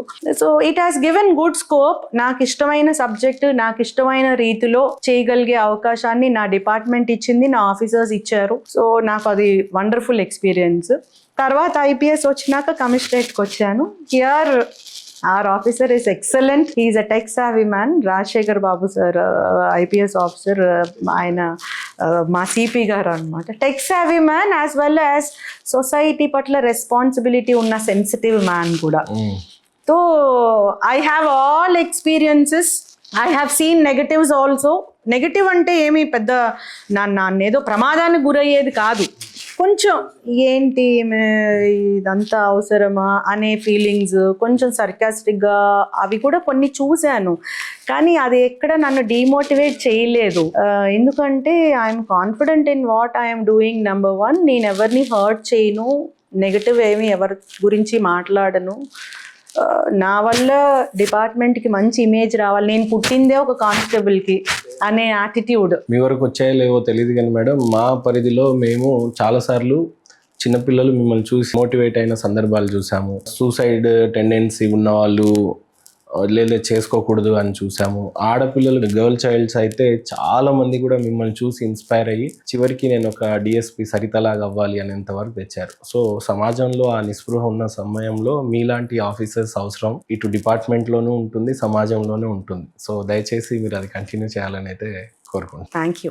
కొంతమంది చెప్తారండి, నాకు పాజిటివ్ ఫీడ్బ్యాక్స్ చాలా వచ్చినాయి.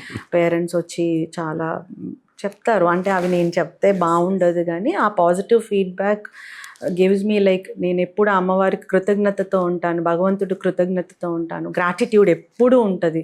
ఈ అవకాశం నాకు వచ్చినందుకు డిపార్ట్మెంట్కి కృతజ్ఞతతో ఉంటాను. It is uniform who gave me the department which gave me this opportunity. ఏదో చిన్న మార్పు అంటే కొంతమంది చెప్తారు, మేడం మీ ప్రొఫైల్ పిక్చర్ నేను మీతో ఉన్న ఫోటో ప్రొఫైల్ పిక్చర్ డీపీగా పెట్టుకున్న తర్వాత నన్ను ర్యాక్ చేయడం ఆపేశారు. ఇలా చాలా సూసైడ్ చేసుకోవాలనుకున్నాము, కానీ మీరెక్కడో అక్కడెక్కడో మాట్లాడింది మాకు తిత్తిపు పక్షి గురించి చెప్పారు మేడం. ఆ రోజు పిట్ట కూడా సంకల్ప బలం ఉంటే నేను ఎందుకు కాదు అని సూసైడ్ చేసుకోవాలనుకుందాన్ని ఆగిపోయాను అని 60 years ఒక lady highly educated government job చేసి రిటైర్ అయిన లేడీ కాల్ చేసి చెప్తే ఇలాంటి కొన్ని చాలా ఉన్నాయి. అవేంటంటే నాకేమనిపిస్తుంది ఇంకా బరువుగా అనిపించిన సందర్భాలు ఉన్నాయండి frankly speaking, because we are only police officers. మేమేమి మాంత్రికులం కాదు కదా. కొంతమంది కాల్ చేసి ఎట్లా చెప్తారు మా వాడు టోటల్గా డ్రగ్ అడిక్ట్ అయ్యాడు, నేను ఇది ఫెయిల్యూర్ అయినవి చాలా ఉన్నాయి. టోటల్ డ్రగ్ అడిక్ట్ అయ్యాడు, మీరు కౌన్సిలింగ్ చేస్తే బాగుంటుంది, మీరు చాలా చేస్తారు కదా అది ఇదని అంటారు. తీరా చూస్తే అతను PG in medicine. What can I council him? నేనేం చెప్పి కౌన్సిల్ చేయగలను? అలా తర్వాత మా అమ్మాయి టోటల్ పర్వర్ట్ అయిపోయింది. రీసెంట్గా కూడా కాల్ చేశారు, చాలా టోటల్ పర్వర్ట్ అయిపోయింది. తను న్యూడ్ పిక్చర్స్ తనే పెట్టుకుంటుంది. బాగా తెలివిగల అమ్మాయి, మీరు మార్చేయాలి, లేదా తను చదువుకునే అమ్మాయి ఎవరితోనో అట్లా వెళ్ళిపోతుంది. I'm not against love marriage అండి, అలా కొంతమంది బ్రాండ్ చేస్తారు కానీ I'm not against love marriage. I'm only against మీరు జుడిషియస్గా డెసిషన్ తీసుకున్న తర్వాత మీ ఇష్టం వచ్చినట్లు చేయండి, కానీ టోటల్గా మీరు అసలు ఆ మెచ్యూరిటీ లేకుండా ఇమ్మెచ్యూర్గా తీసుకున్న నిర్ణయము బ్యాక్లాష్ అవుతుంది అనే దాని మీద నేను మాట్లాడాను. అంతేగాని లవ్ మ్యారేజ్కి వ్యతిరేకంగా అంటే ప్రేమ లేని ప్రపంచమే లేదు కదా. So immature love, so called love, దాని లవ్ అనేటటువంటి ఇమ్మెచ్యూరిటీ కరెక్ట్ కాదు అనేటటువంటి యాటిట్యూడ్ నాది. సో ఇలా నాకు కొంతమంది కాల్ చేసి మా అమ్మాయిని మీరు ప్రేమ పెళ్ళి వద్దని కొన్నిసార్లు చెప్పారు కదా, ఏమైనా కౌన్సిలింగ్ చేసేయండి అని చెప్తారు. మనం ఎవరు కౌన్సిల్ చేయడానికి when she is already a major and highly qualified. అలా కొన్ని చాలా ఫెయిల్యూర్స్ ఉన్నాయి. నేను వాళ్ళకి లేదండి మేము ఓన్లీ పోలీస్ ఆఫీసర్స్, మంచి ఇలా ఉంటే బాగుంటుందని వాళ్ళతోటి చెప్పడం అంతే తప్ప, మాకున్న లైవ్ ఎగ్జాంపుల్స్ షేర్ చేసుకుంటే అర్థం చేసుకుంటారని చెప్పడం తప్ప నేను మార్చేసే శక్తి నాకు లేదు. కానీ బోత్ రోల్స్ని చాలా సమర్థవంతంగా అయితే నిర్వర్తించారు మేడం. అటు అవును, మధ్యలో ఒకటి మిస్ అవుతుంది, సిఐడి ఆఫీసర్గా మీరు సెలెక్ట్ అంటే అదే విమెన్ ప్రొటెక్షన్ సెల్ అండి.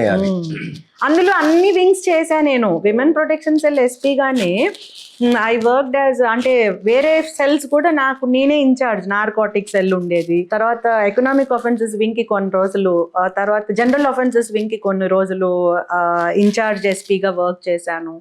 So transgender persons protection cell నేనే చూశాను అప్పుడు. Yes we have. అప్పుడు మా గవర్నమెంట్ ఒక కెరియర్ స్టార్టింగ్ లో డిఎస్పీగా వచ్చిన ఒకసారి రిఫ్యూజ్ చేశారు మేడం అన్నారు, రైట్? అంటే అప్పుడు అవకాశం ఉండింది. ఆ రోజు డిఎస్పీగా వచ్చి క్యాప్ వచ్చిన తర్వాత ఒక ఫీలింగ్, యూనిఫామ్ వేసుకున్న తర్వాత వచ్చిన స్టార్స్. కరెక్ట్. ఈ రోజు మీరు ఐపీఎస్ అనిపించుకోవచ్చు. ఐపీఎస్ ఆఫీసర్ అండి. 2010 ఐపీఎస్ కన్ఫర్ అయింది, 2020 ఐపీఎస్ కన్ఫర్ అయింది మాకు. 2024 లాస్ట్లో ఐపీఎస్ కన్ఫర్ అయింది. బ్యాచ్ 2020 కోసం. రోల్ పెద్దది, స్టార్స్ మారుతూ ఉంటాయి, బట్ స్టిల్ మీకు డిఎస్పీగానే ఇష్టమా, లేకపోతే ఈ రోజు కరెంట్ సిచ్యువేషన్స్ లో ఉన్న నేను డిఎస్పీ ఐపీఎస్ అవేం నాకు అవేం ఫీలింగ్స్ లేవండి. పోలీస్ ఆఫీసర్ అంతే. ఎంత గ్రేట్ కదా యాక్చువల్లీ. ఐ డోంట్ నో, నేను డిఎస్పీగా ఎట్లాంటి ఎంతూజియాజం ఉందో నాకు ఇప్పుడు అదే ఎంతూజియాజం ఉంది. స్టార్స్ పెరిగినాయి అనేది ఏమి నన్నేమి అంత పెద్ద ఇది లేదు. కాకపోతే బాధ్యత, ఒక ఐపీఎస్ ఆఫీసర్గా ఉన్నప్పుడు ఇంకా కొంచెం డిఫరెంట్గా ఉండాలి అనే ఒక బాధ్యతగా అయితే తీసుకున్నాను, కానీ ఏదో వచ్చేసింది అని తీసుకోవాలా. But I have to share, additional ఎస్పీగా అయినప్పుడు ఎంబ్లెమ్ వస్తుందండి. డిఎస్పీ ఉన్నప్పుడు 3 stars ఉంటాయి, అడిషనల్ ఎస్పీ ఉన్నప్పుడు ఓన్లీ 1 emblem వస్తుంది. ఆ 1 emblem వేసుకున్న రోజు మాత్రం ఐపీఎస్ వచ్చిన దానికన్నా ఆ రోజు ఎక్కువ నాకు కంట్లో నీళ్ళు వచ్చేసినాయి. Wearing an emblem on your shoulders, I felt it is a boon. చాలా గొప్పగా అనిపించింది అది. అడిషనల్ ఎస్పీ వచ్చినప్పుడు, ఐపీఎస్ వచ్చినప్పుడు ఎస్ వీఆర్ హ్యాపీ. దీనికోసమే మేము డ్రీమ్ చేస్తాము. గ్రూప్ 1 ఆఫీసర్స్ ఎవరన్నా సెంట్రల్ సర్వీసెస్ ఐపీఎస్ ఐఏఎస్ అనిపించుకోవాలి అని, ఐఆర్ఎస్ అట్లా అనిపించుకోవాలని అనుకుంటారు. I felt happy. కానీ ఆ రోజు ఎప్పుడైతే నేను ఎంబ్లెమ్ వేసుకున్నప్పుడు ప్రౌడ్గా ఫీల్ అయ్యానో అంత అలా ఏం లేదు. But I take it as a big responsibility. ఎందుకంటే మన లైఫ్ స్టైలే కొంచెం అందరినీ మోటివేట్ చేసేలాగా ఉండాలి. What you eat, how you think, how you maintain your fitness, physical fitness, mental fitness, emotional fitness, ఇవన్నీ కూడా అబ్జర్వ్ చేస్తారు, ఎస్పెషలీ సొసైటీ స్టూడెంట్స్ అందరూ. బేసిక్గా డిఎస్పీగా పోస్టింగ్ చేసుకుంటున్నప్పుడు యూనిఫామ్ వాళ్ళు ఇస్తారా, మనమే స్టిచ్ చేయించుకోవాలా? స్టిచ్ చేయిస్తారండి ట్రైనింగ్లో. అదొక మేళ, అందరూ లైన్లో ఉంటాం. టైలర్ వస్తాడు, మెజర్మెంట్లు తీసుకుంటాడు, మళ్ళీ ఒకసారి రిహార్సల్ ఇస్తాడు, డ్రెస్ రిహార్సల్, అది స్టిచ్ చేయిస్తారు.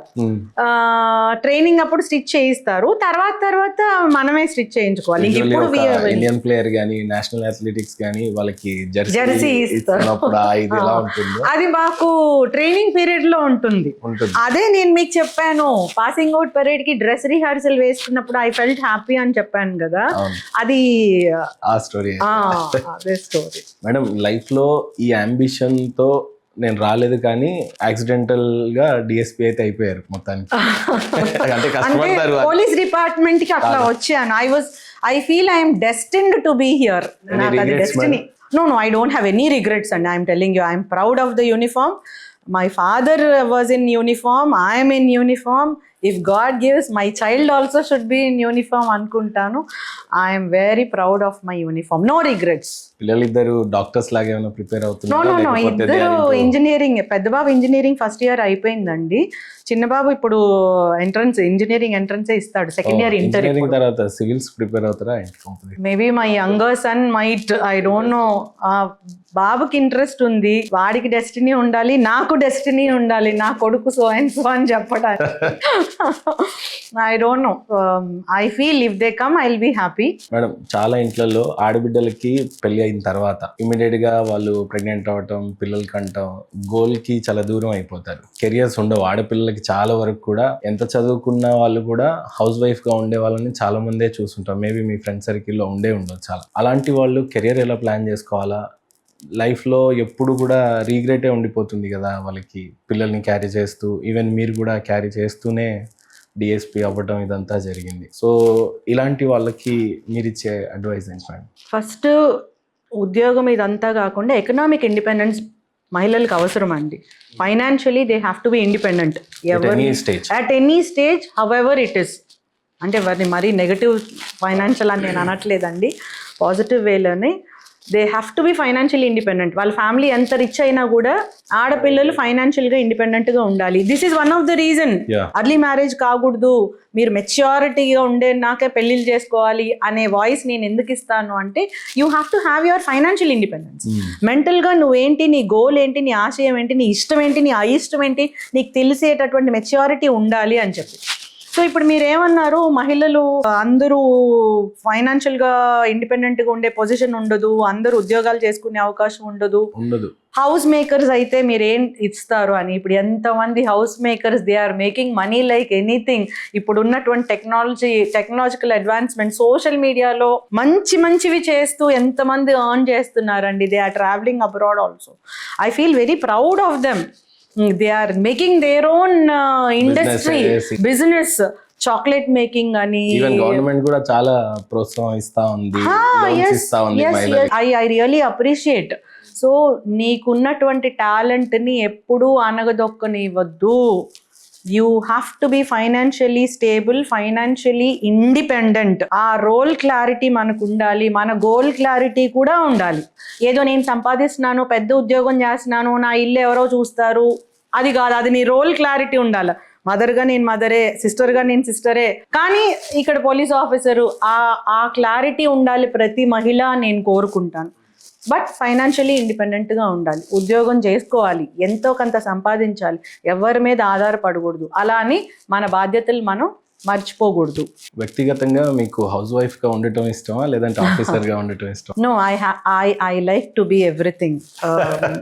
మేబీ కొంచెం ఇంటర్నల్ గా స్మార్ట్ గా ఉండాలి అనేది ఒకటి ఉంటుంది, కానీ but it is not like confine to one thing. నాకు ఇష్టం లేదు. అన్ని బ్యాలెన్స్ చేసుకుంటూ తగు న్యాయం చేస్తూ ఎదగడం, వేరే వాళ్ళకి ఎదగడానికి అవకాశం ఇవ్వడం, చేయూతనివ్వడం నాకు ఇష్టమైంది. ఏమైనా మీలో ఆ లేజినెస్ అయితే కనపడట్లేదు మేడం. అంటే హౌస్ వైఫ్ గా ఉండిపోవాలి, ఎవరో మనల్ని హస్బెండ్ అంటే నీడలో బతకాలి అన్నట్టుగా.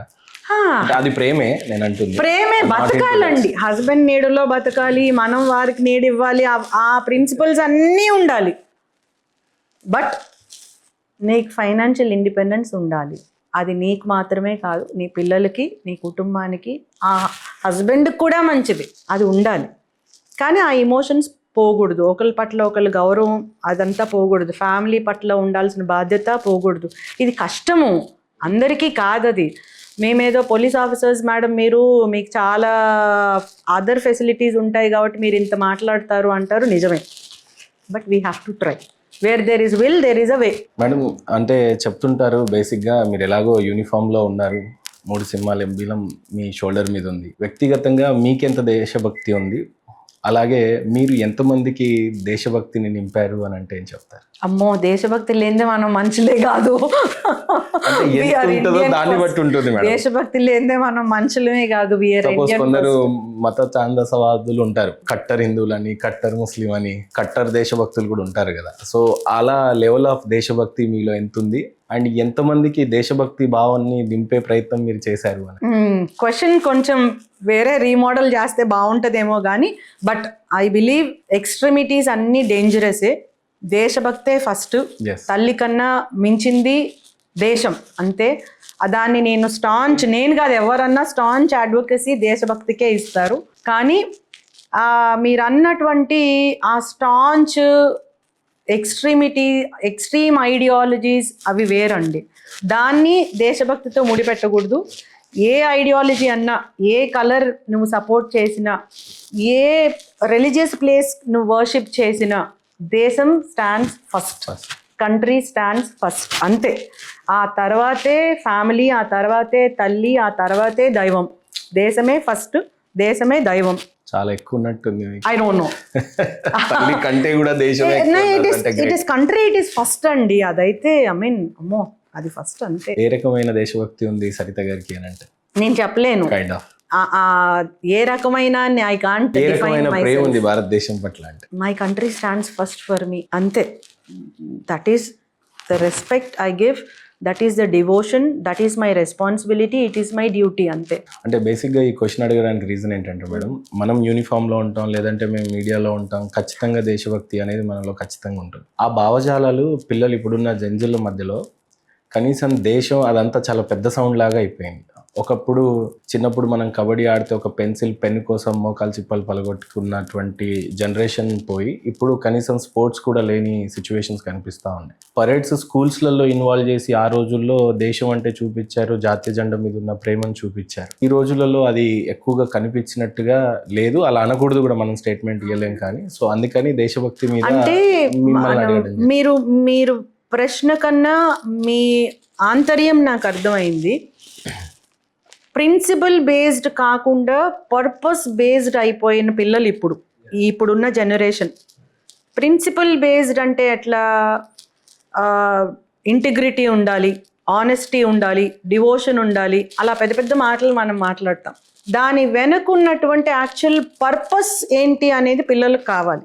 లైక్ ఫర్ ఎగ్జాంపుల్, నువ్వు చాలా నీతి నిజాయితీతో ఉండాలి అని ప్రిన్సిపల్ బేస్డ్ మనం చెప్పామనుకోండి, నీతి అన్నం పెడుతుందా, నిజాయితీ అన్నం పెడుతుందా, ఎవరికి పెడుతుంది అని అంటారు.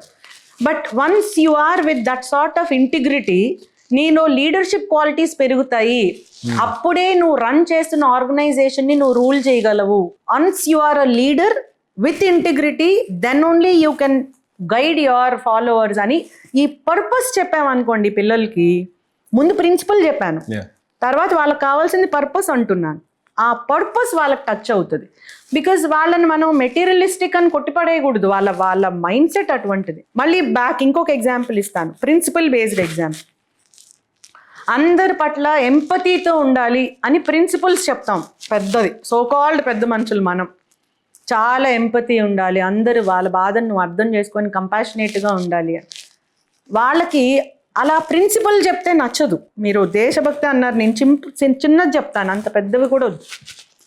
ఆ ఎంపతీ అనే చెప్పే బదులు వాళ్ళకి పర్పస్ చెప్దాం. ఏంటి, నువ్వు ఇలా ఎంపతీతో ఉంటే నీకు strong relationships, your relationships will be strong, you will be a good leader, integrity principle, purpose leader. Leader. Have empathy and compassion principle, కానీ పర్పస్ ఏంటి? స్ట్రాంగ్ రిలేషన్స్ ఏర్పడతాయి అని. అలా పర్పస్ చెప్పాలి, అప్పుడే వాళ్ళు వాళ్ళ గోల్కి ఆ పర్పస్ మ్యాచ్ అవుతుందా లేదా చూసుకొని యాక్సెప్ట్ చేస్తారు. ఈ మధ్య సోషల్ మీడియాలో కూడా చూస్తుంటాం మేడం, ఈ కాలం పిల్లలనే ఎక్కువ టాపిక్ కాబట్టి వింటున్నాం. సర్దార్ వల్లభాయ్ పటేల్ గారి ఫోటో చూపించడం కానీ, గుర్తుపట్టకుండా ఉండటం కానీ, లేకపోతే ఇండిపెండెన్స్ డే ఎందుకు వచ్చింది, ఎలా వచ్చింది అని అడిగితే చెప్పకపోవటం కానీ, ఇవి జరుగుతూ ఉన్నాయి. చాలా స్కూల్స్ గ్రౌండ్సే లేని స్కూల్స్ చూస్తున్నాం. అంటే కాంక్రీట్ జంగల్లా బిల్డింగ్ కట్టేసి క్లాస్ రూమ్స్లలో కూర్చోబెట్టి వందే మాత్రం పాడకుండా, ఒకవేళ పాడిన క్లాస్ రూమ్లో పాడే విధంగా, అసెంబ్లీ అవ్వకుండా, సీనియర్ ఎవరో జూనియర్కి తెలియదు, జూనియర్ ఎవరో సీనియర్కి తెలియదు. ఒకప్పుడు మనం చదివేటప్పుడు 10th క్లాస్లో ఒక పలానా శ్రీధర్ అని ఉంటాడు అని కూడా మనం మాట్లాడే రోజులు ఉండేవి. ఈ రోజుల్లో క్లాస్ రూమ్లో ఉన్న పిల్లోడి పేరు కూడా తెలియదు. సో ఈ రకమైన సొసైటీలో ఎడ్యుకేషన్ సిస్టంలో ఏ రకమైనటువంటి మార్పులు చేర్పులు వస్తే బాగుంటాయి అని మీరు అనుకుంటున్నారు? వాళ్ళని వాళ్ళ ఇమోషన్స్ అండర్స్టాండ్ చేసుకుంటూ కరికులం అట్లా డిజైన్ చేయాల్సిన అవసరం ఉంది. నెంబర్ 1. నెంబర్ 2, మీరు ఇందాక అన్నారు పెద్ద పెద్ద గ్రేట్ పర్సనాలిటీస్ని ఐడెంటిఫై చేయట్లేదు, క్రిటిసైజ్ చేసేటటువంటి యాటిట్యూడ్ ఉందని. చాలా చూడండి, ఇప్పుడు సోషల్ మీడియాలో జస్ట్ వ్యూస్ కోసము క్రిటికల్ అనాలిసిస్, నెగటివ్ క్రిటిసిజం చేస్తూ మనం పెద్ద పెద్ద వాళ్ళని ఎవరైతే గొప్పగా పూజిస్తామో వాళ్ళలో నెగటివ్ యాంగిల్ బయటకు తీసుకొని వచ్చి తద్వారా వ్యూవర్షిప్ పెంచి తద్వారా జనరేషన్ మీద నెగటివ్ మైండ్ సెట్ ని చేసేటటువంటి వాళ్ళు చాలా మంది ఉన్నారు. What they want is negative publicity. ఎందుకు? ఎవరి గురించి అయితే నెగటివ్ చెప్తున్నారో వాళ్ళ మీద వీళ్ళకేం శత్రుత్వం లేదు, తద్వారా వ్యూవర్షిప్స్ ని పెంచుకోవాలి అనే దానికోసం అన్నమాట. ఇవన్నీ కూడా చాలా రాంగ్ వేలో ఇప్పుడున్న జనరేషన్ ని లీడ్ చేస్తుంది. మనం ఫాదర్ ఆఫ్ ద నేషన్ అంటే నోనో ఆయన ఇట్లా అంట అని నా పిల్లలు కూడా అడిగారు, ఇట్లా అంట కదా అని చెప్పి. సో మనం ఎవరినైతే గ్రేట్ హ్యూమన్ పర్సనాలిటీస్ అనుకుంటామో వాళ్ళ నెగిటివిటీ చూపించే ప్రయత్నం సమాజంలో చాలా మంది చేస్తున్నారు. ఎస్పెషలీ సోషల్ మీడియాలో అలాంటి నెగిటివ్ ట్రాలింగ్స్ జరుగుతూ ఉంటాయి. ఇది పిల్లల మీద ఎక్కువ ఇంపాక్ట్ పడుతుంది. మీరు పాజిటివ్ ఎవరినైనా పొగడండి, ఏం పెద్దగా ఇంపాక్ట్ ఉండదు. నెగిటివ్ దాన్ని అందరూ చూస్తారు, క్లిక్ చేస్తారు. థంబ్నెయిల్లో నెగిటివ్ వచ్చింది అంటే డెఫినెట్ గా చూస్తారు. అలా చూస్తారు అనే దాంతో అలా చేస్తారు, చాలా మంది చేస్తున్నారు. ఇది తీవ్రమైన ప్రభావం పిల్లల మీద పడుతుంది. So you have to design the educational curriculum in such a way that positivity పెంచే విధంగా డిజైన్ చేయాలి. అది చాలా ఇంపార్టెంట్. అండ్ బయట వచ్చేదానికన్నా కూడా బుక్స్లో నుంచి వీళ్ళు చెప్పే నాలెడ్జే పక్కాగా ఉంటుంది కాబట్టి జాగ్రత్తగా చెప్పడం మంచిది. అవునండి. పూజనీయులు అసలు చాగంటి కోటేశ్వరరావు గారు కానివ్వండి, గరికపాటి నరసింహారావు గారు కానీ, ఇలాంటి వాళ్ళు మన సమాజంలో, మన దేశంలో, మన రాష్ట్రంలో తెలుగు వాళ్ళుగా వాళ్ళు పుట్టినందుకు మనం దేవుడికి కృతజ్ఞత చెప్పాల్సినటువంటి గ్రేట్ పర్సనాలిటీస్. ఆ చాగంటి కోటేశ్వరరావు గారు చాగంటి వాణియో ఏదో ఒక ఐ డోంట్ రిమెంబర్ అది పెట్టారు, నేను కొన్ని చూశాను. ఆయన అందులో he told about Swami Vivekananda గురించి ఒక స్టోరీ చెప్పారండి. నాకు ఇష్టం ఇట్లాంటి చోట, ఇప్పుడు నాకు బాగా అవి పాపప్స్ వస్తూ ఉంటాయి. సిన్స్ ఐ సీ దెమ్ నాకు అట్లాంటి పాపప్సే ఎక్కువ వస్తాయి. ఆయన కరెక్ట్గా వాట్సాప్ స్టేటస్కి సరిపోయే అంతవరకే ఒక స్టోరీ చెప్పారండి. నాకు ఎంత బాగా నచ్చిందో. ఇలా చెప్తే ఎందుకు వినరండి స్టూడెంట్స్? ఖచ్చితంగా వింటారు. వారు చెప్పారు, I wanted to share this. ఎంత బాగా చెప్పారంటే, స్వామి వివేకానంద వాళ్ళ ఫ్రెండ్స్ అందరినీ టీచర్ అడిగారంట, నువ్వు ఏమవుతావు అని వాళ్ళ క్లాస్ రూమ్లో అందరిని అడిగారంట. అయితే ఒక్కొక్క స్టూడెంట్ ఒక్కొక్కటి డాక్టర్ అనో ఇంజనీర్ అనో whatever they told at that age వాళ్ళు ఏది ఉందో అది చెప్పారు. కానీ Swami Vivekananda he use to travel on the horse cart, గుర్రపు బండి మీద వెళ్తూ ఆ గుర్రపు స్వారీ చేసే ఆయన టెక్నిక్ టాక్టిక్స్కి ఈయన ముగ్ధుడయ్యేవారంట. సో ఆ గుర్రాన్ని ఎప్పుడు డైవర్ట్ చేయాలి, ఎప్పుడు స్పీడ్ చేయాలి, ఎప్పుడు ఆపాలి అని ఆయన యూస్ చేసే ఆ టెక్నిక్ ఈయనకి నచ్చేది. వీరి మీద అది ప్రభావం చాలా ఉండేదంట. వారు చెప్పారు, నేను చదవలేదు, నేను అది చూశాను. సో ఆ దాంతో టీచర్ అడిగినప్పుడు నువ్వేమవుతావు అని అడిగినప్పుడు గుర్రపు స్వారీ చేసేవాడిని అవుతాను అన్నాడంట స్వామి వివేకానంద. వారు చెప్పారు చాగంటి వారు. అయితే అందరు నవ్వారంట. అందరూ నవ్వితే అప్పుడు చాలా హర్ట్ అయ్యారంట ఆయన. అందరూ నవ్వుతున్నారు అది ఇదని. ఇంటికి వెళ్ళి బాధపడితే వాళ్ళ మదర్ ఏమైంది నాన్న అంటే ఇలా ఎక్స్ప్లెయిన్ చేశారంట.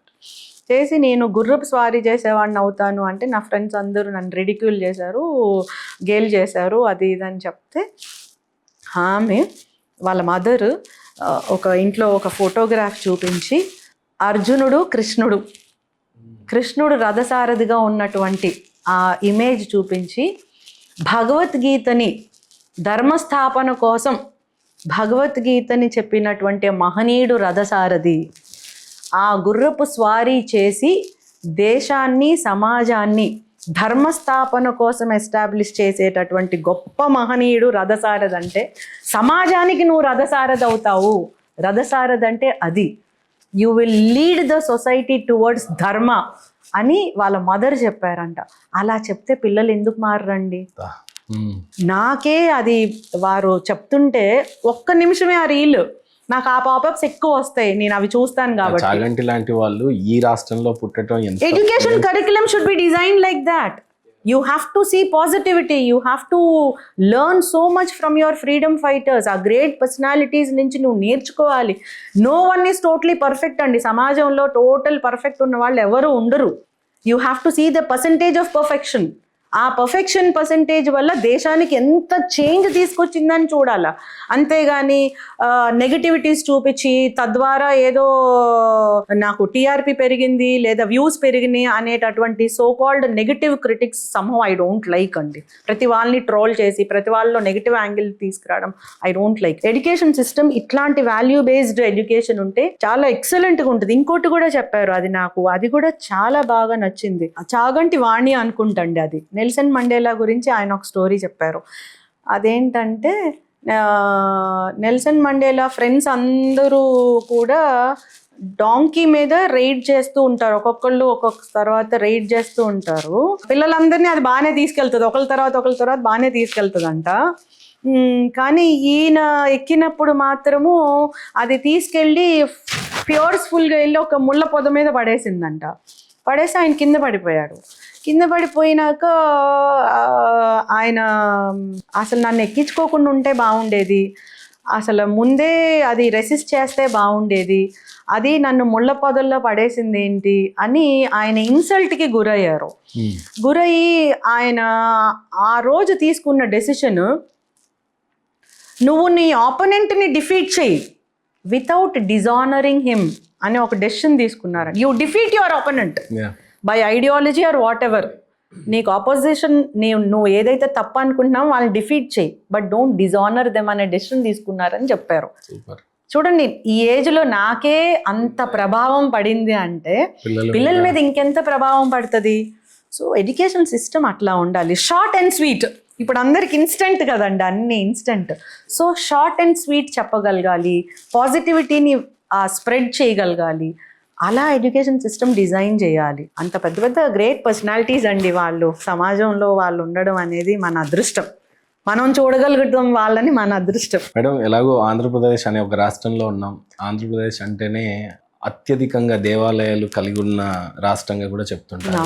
ఈ మధ్య ప్రభుత్వాలు కూడా చాలా టూరిజము ఆన్ టెంపుల్స్ ఇవి ఎక్కువగా ఫోకస్ చేయడం చూస్తున్నాం. చంద్రబాబు నాయుడు గారు, ఈవెన్ పవన్ కళ్యాణ్ గారు కూడా చాలా వేదికల మీద ధర్మం గురించి ఎక్కువ మాట్లాడడం. అంతేందుకు దేశానికి ఉన్న ప్రధానమంత్రి గారే సనాతనం అని అంటే భారతదేశం అంటేనే సనాతనం అని అంటున్నారు.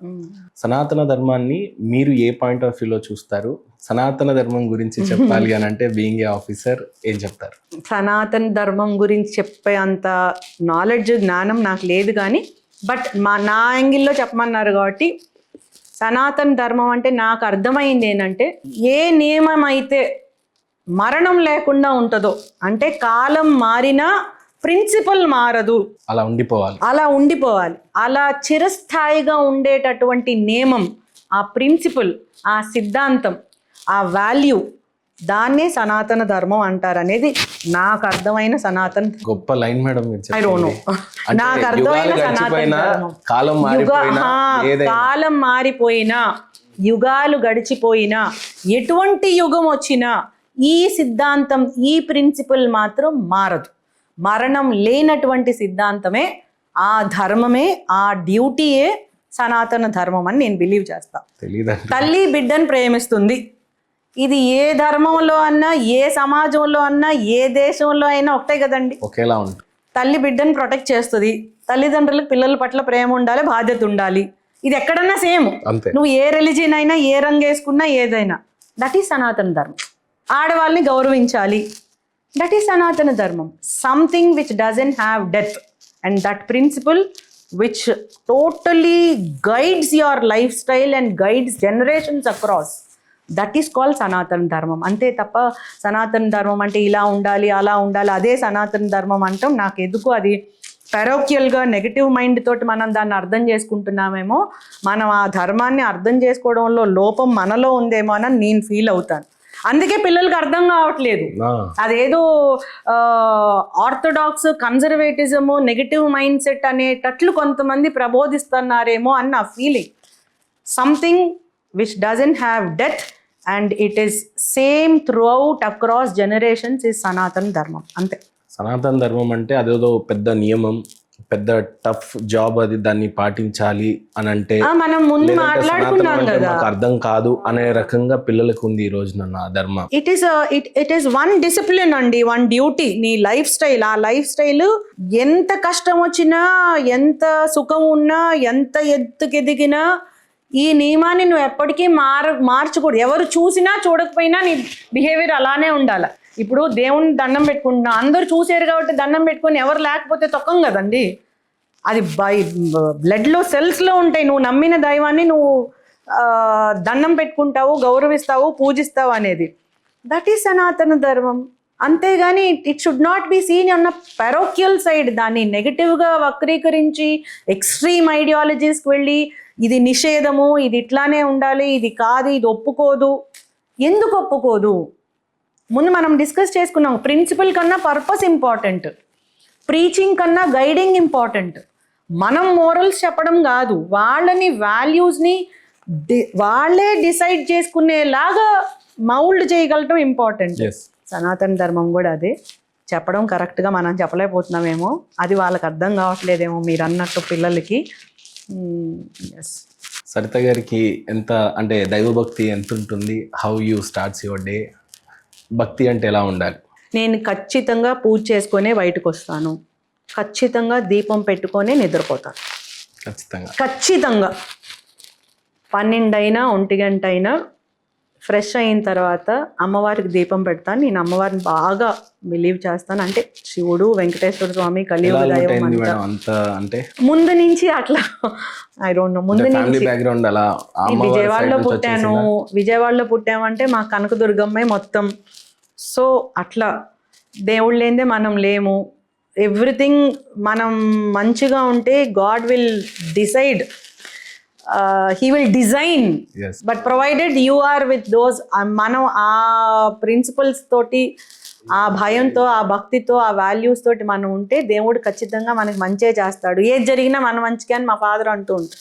ఏది జరిగినా అది నిజం. భక్తి ఏ మేరకు ఉండాలి? నిజంగానే దైవభక్తి ఉండటం వల్ల మనకు కలిగే లాభాలు ఏంటి? ఇది సమాజంలో కానీ అది ఎలా ఉపయోగపడుతుంది అని అంటే మీరు ఏం చెప్తారు? దైవభక్తి అనేది ఒక కాన్ఫిడెన్స్ని ఇస్తుందండి, ఒక డిసిప్లిన్ ఇస్తుంది, ఒక కాన్ఫిడెన్స్ని ఇస్తుంది, ఒక లైఫ్ స్టైల్ ఇస్తుంది. తప్పు చేయకూడదు అనేటటువంటి ఒక భయాన్ని ఇస్తుంది. భయం అంటే మళ్ళీ వేరే భయం కాదు, తప్పు చేయకూడదు అనే భయం. పాపభీతి అంటారు కదా, పాపభీతి అంటారు కదా, అది ఖచ్చితంగా. అండ్ ఇంకోటి, నేను పక్కన వాళ్ళు నన్ను ఎలా గౌరవించాలి అని అనుకుంటున్నానో అదే విధంగా వాళ్ళని గౌరవించాలి, తద్వారా పైనుంచి దేవుడు చూస్తాడు అని నేను నమ్ముతాను. ఇంకోటి నేను బాగా బిలీవ్ చేసేది ఏమంటే, కొంతమంది ఇది దైవభక్తి అనే ఆస్పెక్ట్ వచ్చేటప్పటికి డబ్బున్న వాళ్ళకే దైవం అనే వాళ్ళు చాలామంది అంటారు. బట్ ఐ ఫీల్ డబ్బు ఉంటే దేవుణ్ణి ఎంత దగ్గరగా చూస్తావో, ఎంతసేపు చూస్తావో మెజర్ చేయొచ్చు, అంతవరకే. సో నాకు బాగా డబ్బు ఉంది, నేను పెద్ద టికెట్ కొనుక్కోగలను, నేను ముందు నుంచి చూస్తాను, ఓకేనా. లేదు నాకు లేదు, కొంచెం దూరం నుంచి చూస్తాను. బాగా డబ్బు ఉంటే కొంచెం ఎక్కువసేపు చూస్తాను, లేకపోతే 1 నిమిషంలో వెళ్ళిపోతాను. ఇదేంటి, నేను దేవుణ్ణి చూసేదే డిసైడ్ చేస్తున్నా, అంతవరకే. దేవుడు నన్ను చూడటం నాకు important. His blessings should be on me. ఆ బ్లెస్సింగ్స్ నా మీద ఉండేది నేను ఎంత దగ్గరగా చూస్తున్నాను అనేది నా సైడ్ నుంచి, దేవుడి సైడ్ నుంచి పైనుంచి చూస్తాడు ఆయన. ఆ పైనుంచి చూసేవాడికి నువ్వు ఎంత దగ్గరగా ఐడల్ ముందు ఉన్నావు అనేది ఇంపార్టెంట్ కాదండి. నీ లైఫ్ స్టైల్ ఎంత పాజిటివ్గా ఉంది, నువ్వు ఎంత మనిషికి ఉపయోగపడుతున్నావు, నువ్వు ఎంత నీ ధర్మాన్ని నీ విలువల్ని కాపాడుతూ నువ్వు జీవిస్తున్నావు, అది దేవుడు పైనుంచి చూస్తాడు. అది ఇంపార్టెంట్. బాగా చెప్పారు. ఆ దైవభక్తి ఉంటే నాకు డబ్బుతో పని లేదండి.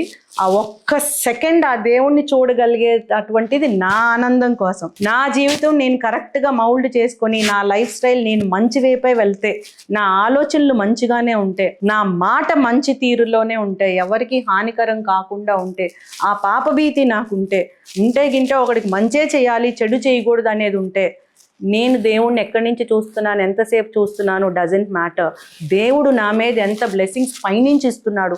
For him everyone is equal. చాలా మంచి మాట చెప్పారు. For us we are maintaining the distance and telling that he is rich, he is pure.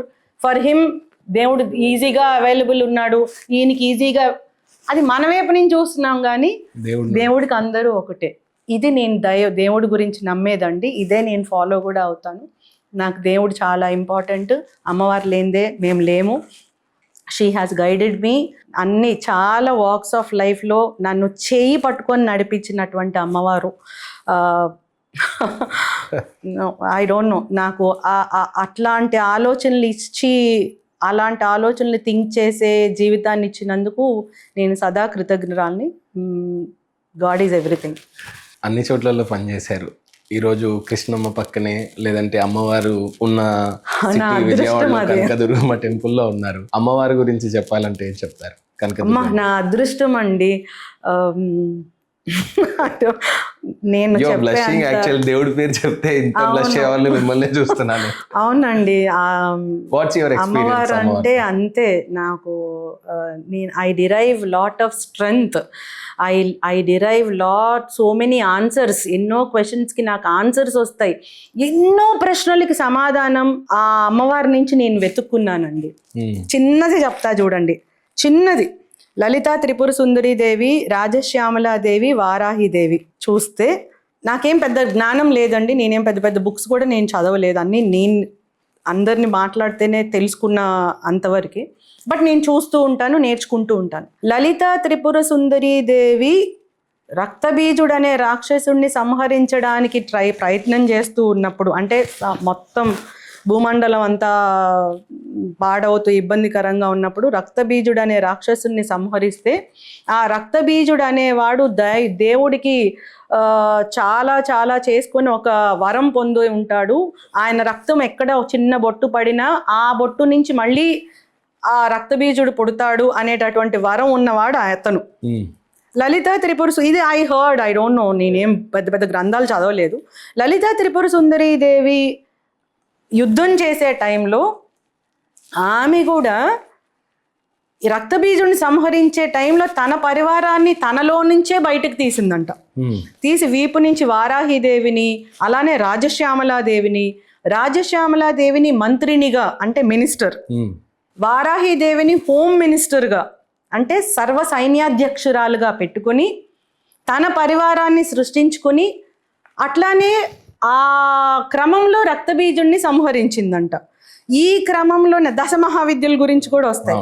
ఈ క్రమంలోనే ఆ రక్తబీజుడు ఒక్కొక్క రక్తం బొట్టు ఎక్కడ అసలు అందులోంచి మళ్ళీ మళ్ళీ వస్తుంటే ఏవి ఆపలేకపోతే ఒక అమ్మవారు తన తలనే శిరస్సునే ఖండించుకొని ఆ నెక్లో ఆ మెడలో ఆ రక్తబీజుడు రక్తం అంతా ఫిల్ చేసుకొని తద్వారా సంహరించిందంట అని నేను అది విన్నాను, చూశాను. I learned so much out of it, so much. It means that all strength is with in you. నీలోనే అన్ని శక్తులు ఉన్నాయి. అమ్మవారంతా లలితా త్రిపుర సుందరీ దేవినే రాక్షసుని సంహరించడానికి తనలో ఉన్నటువంటి శరీరంలోంచి ఇంకా ఇతర అమ్మవార్లు బయటికి తీసి అందరూ కలిసి సంహరించారు అంటే దాని అర్థం all strength is with in you. ఎంత పవర్ఫుల్ అన్నప్పుడు మనం ఎస్, నీలోనే ఆ స్ట్రెంగ్త్ ఉంది. నీ వీక్నెస్ కూడా నీకు తెలియాలి. నీ వీక్నెస్, నీ స్ట్రెంగ్త్, నీ బలం, నీ బలహీనత నీకు తెలిస్తే ఆ బలాన్ని అవసరమైనప్పుడు ఏ విధంగా ఏ రీతిలో వాడుకుంటూ నీ బలహీనతలను రూపుమాపి బలాన్ని బయటకు తీస్తావో, తద్వారా సమాజానికి ఉపయోగపడుతుందో నేర్పించినటువంటిది ఇది నాకు అర్థమైందన్నమాట. I really liked it like anything అండి. నాకు అబ్బా అందుకే దేవుడి గురించి వినాలి, తెలుసుకోవాలి, అవి మనకి చాలా ప్రశ్నలకి సమాధానాలు ఇస్తాయి అనిపిస్తుంది నాకు. అప్పటి నుంచి సర్వ సైన్యాధ్యక్షురాలు, మంత్రిని, she gives advice to Lalitha Tripura Sundari and she manages the entire army. సర్వ సైన్యాధ్యక్షురాలు. కానీ మీ ఈ వర్డ్ విని అది నిజంగానే ఎక్కించుకున్నప్పుడు ఎంత బాగా డ్యూటీ చేయాలనిపిస్తుందో అనేటట్టుగా. లలితా సహస్రనామంలో ప్రతి ఒక్కటి దాని అర్థం ఒక్కొక్కసారి చదువుకుంటానండి. చదువుకున్నప్పుడు ఆ లలితా సహస్రనామంలో ఒక్కొక్కటి చాలా చాలా మనకి లేని ధైర్యాన్ని, లేని ఆనందాన్ని, లేని అలౌకిక ఆనందాన్ని ఇచ్చి ఏదో రియాలిటీ మనం తెలుసుకుంటున్నాం అనే ఒక ఫీల్ని క్రియేట్ చేస్తుంది అన్నమాట. ఆ లలితా సహస్రనామంలోనే ఇవన్నీ ఉన్నాయి. ఈ సహస్రనామాలు చదవాలని కూడా చాలా సార్లు వక్తలు లేకపోతే అంటే మనకు చెప్పడానికి ఉన్న గురువులు అందరూ చెప్తా ఉంటారు. చాలా తక్కువ ఇప్పుడు ఈ మధ్య చాలా మంది, అంటే అబ్బాయిలు అని అనలేను కానీ అమ్మాయిలు అయితే చాలా మంది చదవడం అయితే ప్రారంభించారు. అది ఎంత ఇంపార్టెంట్, మీరు వ్యక్తిగతంగా అనుభవించింది ఏంటి అని అంటే? నాకు వ్యక్తిగతంగా it has given me lot of strength. బయటికి కనిపించనటువంటి లోపల ఉన్న కాన్ఫిడెన్స్ని ఇచ్చిందే నాకు దైవం. చాలా సింపుల్గా, చాలా సాఫ్ట్గా, ఊరికి ఎవరైనా బాధపడితే కన్నీళ్ళు కారిచేటటువంటి ఆఫీసర్గా కనిపించింది నేను. లోపల చాలా స్టర్న్గా, చాలా ఫర్మ్గా, స్ట్రాంగ్గా, ఏ క్రిటిసిజం వచ్చినా, ఏ నెగటివిటీస్ వచ్చినా, ఏ ఫెయిలియర్ వచ్చినా తట్టుకోగలిగి, ఎవరిని కించపరచకూడదు, ఎవరిని నెగటివ్గా చేయకూడదు, కానీ మంచి చెయ్యాలి అనేటటువంటి కాన్ఫిడెన్స్ని ఇచ్చింది కూడా ఈ దైవభక్తి అనే అంశమే. ఎందుకంటే ప్రతి దాంట్లో చాలా చాలా మోరల్స్ ఉన్నాయి, వాల్యూస్ ఉన్నాయి, లైఫ్ స్టైల్కి కావాల్సినటువంటి ప్రిన్సిపల్స్ ఉన్నాయండి. ఆంజనేయ స్వామి గురించి చూస్తే అసలు ఎన్ని తెలుసుకోవచ్చు అంటే, భగవంతుడిని రీచ్ అవ్వాలంటే చాలా మార్గాలు ఉంటాయి. ఒక భక్తి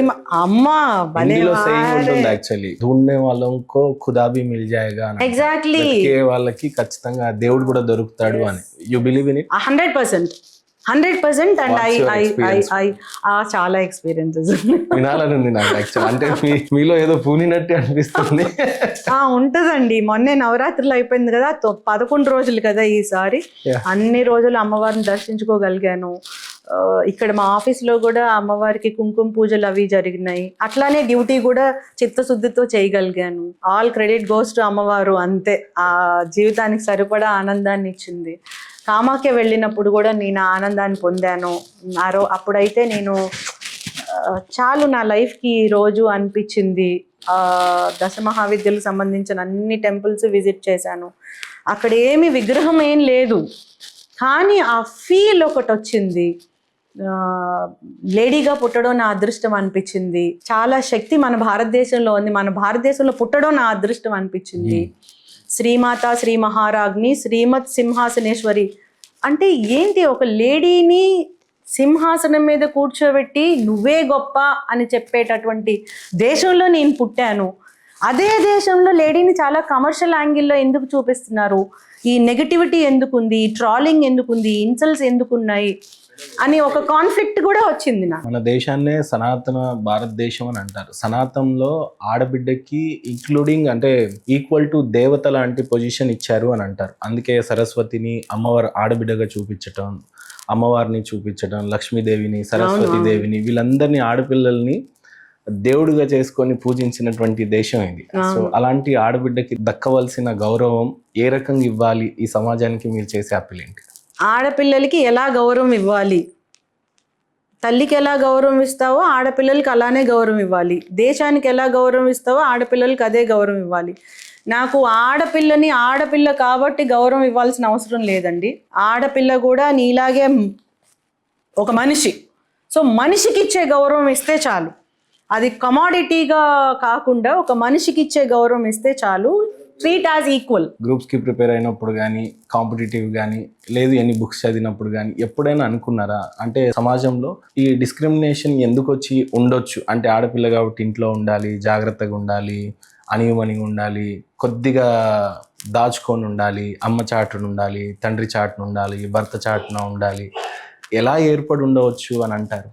again I might be wrong, but I feel past ancient ఏజెస్లో లేడీస్కి అపారమైన గౌరవం ఉన్నటువంటి సాంప్రదాయం మనది, మన సనాతన ధర్మం. మీరు ఏదైతే ఇందాక అన్నారో నాకు చెప్తున్నా, నాకు అంత నాలెడ్జ్ లేదు, నేను అన్ని బుక్స్ చదవాలా, నాకు అర్థమైన తీరు నేను చెప్తున్నాను. సో మన సమాజం స్టార్ట్ అయింది వితౌట్ ఎనీ జెండర్ డిస్క్రిమినేషన్ అని నా feeling. In fact positive discrimination towards లేడీసే ఉందని నా ఫీలింగ్. అమ్మవారుగా మహిళని తీసుకునేటటువంటి సాంప్రదాయంలో మన దేశం అలా ఉందని నా ఫీలింగ్. బట్ మీరేమన్నారు, బయటికి వెళ్ళకూడదు, ఇలానే చేయాలి, అవన్నీ సివిలైజేషన్స్ మారేటప్పుడు, ancient world, medieval world, modern world, history చదివితే ఏన్షియంట్ పీరియడ్లో ladies are equal. They were warriors, charioteers, they were literates, highly qualified, they wrote Vedas, everything. అంత పెద్ద స్టేజ్ మ్యాట్రియార్కల్ సొసైటీస్ చూసాము. అమ్మ పూజ, ఇండస్ వ్యాలీ సివిలైజేషన్లో అమ్మాయే కదా పూజ అంటే, అమ్మనే డిజైన్ చేసుకున్నారు. సో అలాంటి హిస్టరీ చదువుకున్నాం. తర్వాత మిడివల్ హిస్టరీ భారతదేశం వైపు నుంచి చూస్తే there was onslaught of foreigners, బయట నుంచి మన దేశానికి రావడం, వాళ్ళకి మన సాంప్రదాయాల్ని మొత్తం మార్చేసి వాళ్ళ సో కాల్డ్ మైగ్రేటర్స్ అంటారు for imperialism or economic supremacy or whatever it is, ఆ ఐడియాస్ తోటి మన వాటిని క్రిటిసైజ్ చేస్తూనే, వాళ్ళ ఐడియాలజీస్ ఇంపోజ్ చేస్తూనే మన ఆడపిల్లల మీద చేసిన అట్రాసిటీస్ని ఎలా తప్పించుకోవాలి అనే మార్గంలోనే చిన్నపిల్లలకి పెళ్లిళ్ళు చేసేయడం కానీ, మొత్తం కప్పుకోవాలనే నియమం కానీ, ఈ సోకాల్డ్ ఇట్లానే ఉండాలి అని రిజిడ్ ఐడియాస్ పెట్టారేమో. టు ప్రొటెక్ట్ అలా పెట్టారేమో, not to discriminate, but it is only to protect అట్లాంటి రిస్ట్రిక్షన్స్ పెట్టారేమో అని నేను అనుకుంటాను. I may be wrong again. This is how I perceive. It is my perception. Earlier she is equal, మిడివల్కి వచ్చేటప్పుడు షీ వాజ్ ప్రొటెక్టెడ్. ఆ ప్రొటెక్షన్ని క్రమక్రమంగా discrimination అయిపోయి, ఇంత ఐడియాలజీ ఉన్న భారతదేశాన్నే నువ్వు నెగటివ్ వాల్యూస్ నేర్పిస్తున్నావు అని బయట వాడొచ్చి మనల్ని క్రిటిసైజ్ చేసే పరిస్థితి వచ్చింది. Only because of over protection. Father కూతుర్ని ఓవర్ ప్రొటెక్ట్ చేస్తూ, లేదా mother what ever over protect చేస్తే ఇన్ కోర్స్ ఆఫ్ టైం ఆ పాప ఏమనుకుంటుంది, డిస్క్రిమినేట్ చేస్తున్నాడు, తమ్ముడికి ఇచ్చే ఫ్రీడమ్ నాకు ఇవ్వట్లేదు అనుకుంటుంది. కానీ తమ్ముడు కన్నా నీ మీదే ఎక్కువ ప్రేమ ఉంది అని అనుకోదు కదా. అప్పుడు ఉన్నటువంటి సర్కమ్స్టాన్సెస్, ఇప్పుడు అలా అనట్లేదు నేను, అప్పుడు ఉన్నటువంటి సర్కమ్స్టాన్సెస్లో ఆ ఓవర్ ప్రొటెక్షన్ని డిస్క్రిమినేషన్గా మనం చూసామేమో, అందుకే ఇట్లాంటివి ఉన్నాయేమో. అలా అని అన్నిటినీ నేను సపోర్ట్ చేయట్లేదు. సమ్ థింగ్స్ ఆర్ టోటలీ తప్పు, అవి వాటి చేంజెస్ కావాలి. Totally conservative and totally like logical లేనటువంటి నియమాలు అయితే చాలా ఉన్నాయి, ఇల్లాజికల్ థింగ్స్ కూడా ఉన్నాయి. కానీ but I see like that. మీరు హిస్టరీ అడిగారు కాబట్టి. నౌ అగైన్ మోడర్న్ వరల్డ్ చూడండి, ladies are freedom fighters, ladies have come up in all walks of life, ladies scientists, ladies literate, ladies sports persons. మన world cup లేడీసే మొన్న గెలిచింది. Ladies are ruling the world like anything. ఈక్వల్గా మళ్ళీ ఇంకా ladies మీద atrocities జరుగుతున్నాయి, చిన్న పిల్లల మీద కూడా సెక్షువల్ అఫెన్సెస్ జరుగుతున్నాయి, సైబర్ క్రైమ్స్ జరుగుతూ ఉన్నాయి. సో రెండు పారాడాక్సికల్ సిచ్యువేషన్స్ అన్నీ ఉన్నాయి. అంటే ఒక సంధి కాలంలో ఉన్నాం మనం. టోటలీ డెవలప్డ్గా అన్ని సోకాల్డ్ అనుకుంటున్నాం, అది కాదు. టోటలీ అన్డెవలప్డ్ కాదు. సో టెక్నాలజికల్గా చాలా హై స్టేజ్లో ఉన్నాము, ఐడియాలజికల్గా చాలా లో స్టేజ్లో ఉన్నాము అనే. అంటే సనాతన ధర్మం లాంటి కాలంలో చూస్తే దేవతగా పూజించినటువంటి ఆడబిడ్డనంతా కూడా, అదే ఆడబిడ్డకి ఈరోజు ప్రభుత్వాలు కూడా రిజర్వేషన్ కల్పించే స్థితికి వచ్చింది. 33% రిజర్వేషన్ ఇస్తే రాజకీయపరమైనటువంటి అధికారులు, లేదంటే గవర్నమెంట్ ఏదైనా కాంపిటేటివ్ ఎగ్జామ్లో ఆడపిల్లలకి ప్రోత్సాహం ఇవ్వడానికి ఉండే ప్రభుత్వాలు చేస్తున్న పనులు. సో ఆడపిల్ల ఎక్కడైనా ఈ రకమైనటువంటి సమాజాన్ని ఎదుర్కొంటున్నప్పుడు మనోభావాలు ఏ రకంగా ఉంటాయి యాజ్ ఏ లేడీగా? డిస్క్రిమినేషన్ ఈజ్ ఆల్వేస్ డేంజరస్ అండి. అది చాలా హర్ట్ చేస్తుంది. ఎందుకు 100% సి డిజానర్ అనేది ఎప్పుడూ చావుతో సమానం. It is equal to death. నువ్వు ఇన్సల్ట్కి గురయ్యావు అంటే చావుకు గురయ్యావు అన్నంత బాధగా ఉంటుంది ఏ మహిళకైనా కూడా. మనం స్ట్రెంథన్ చేయాల్సింది ఏంటి అంటే, ఇన్సల్ట్ అనేది వాడి ఎదటోడి మైండ్ సెట్ని చూపిస్తుంది. అది వాడి తప్పు, నీ తప్పు కాదు. నీ మీద ఒక సెక్షువల్ అఫెన్స్ జరిగింది అంటే చేసినోడు తప్పు, నీది కాదు. స్టిగ్మా వాడి మీద ఉండాలి, నీ మీద కాదు. స్టిగ్మా తప్పు చేసిన వాళ్ళ మీద అనేటటువంటి ఎంపవర్మెంట్ మనం చెయ్యాలి. మీరు రిజర్వేషను, లేడీస్ని ప్రొటెక్షను అన్నారు.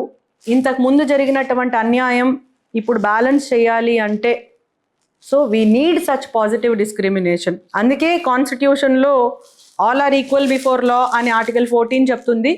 ప్రొటెక్టివ్ డిస్క్రిమినేషన్ అన్ని in the form of reservation అని కూడా చెప్తుంది. ఎందుకు అంటే ఆ బ్యాలెన్స్ని ఇప్పుడు ఫుల్ఫిల్ చేయాలి, in course of time equal అవుతుంది కాబట్టి. కేంద్ర ప్రభుత్వం కూడా 33% రిజర్వేషన్ గతంలో ఎప్పుడు లేని విధంగా మహిళలకు కల్పిస్తుంది. బిల్ పాస్ అయితే చేసింది. రానున్న రోజుల్లో కాన్స్టిట్యూషన్లో అంటే అమెండ్మెంట్ ఏ రకంగా జరగబోతుంది అని అంటే 100 మందిలో 33 మంది ఎమ్మెల్యేలని చూస్తారు, మీరు ఎంపీలని చూస్తారు.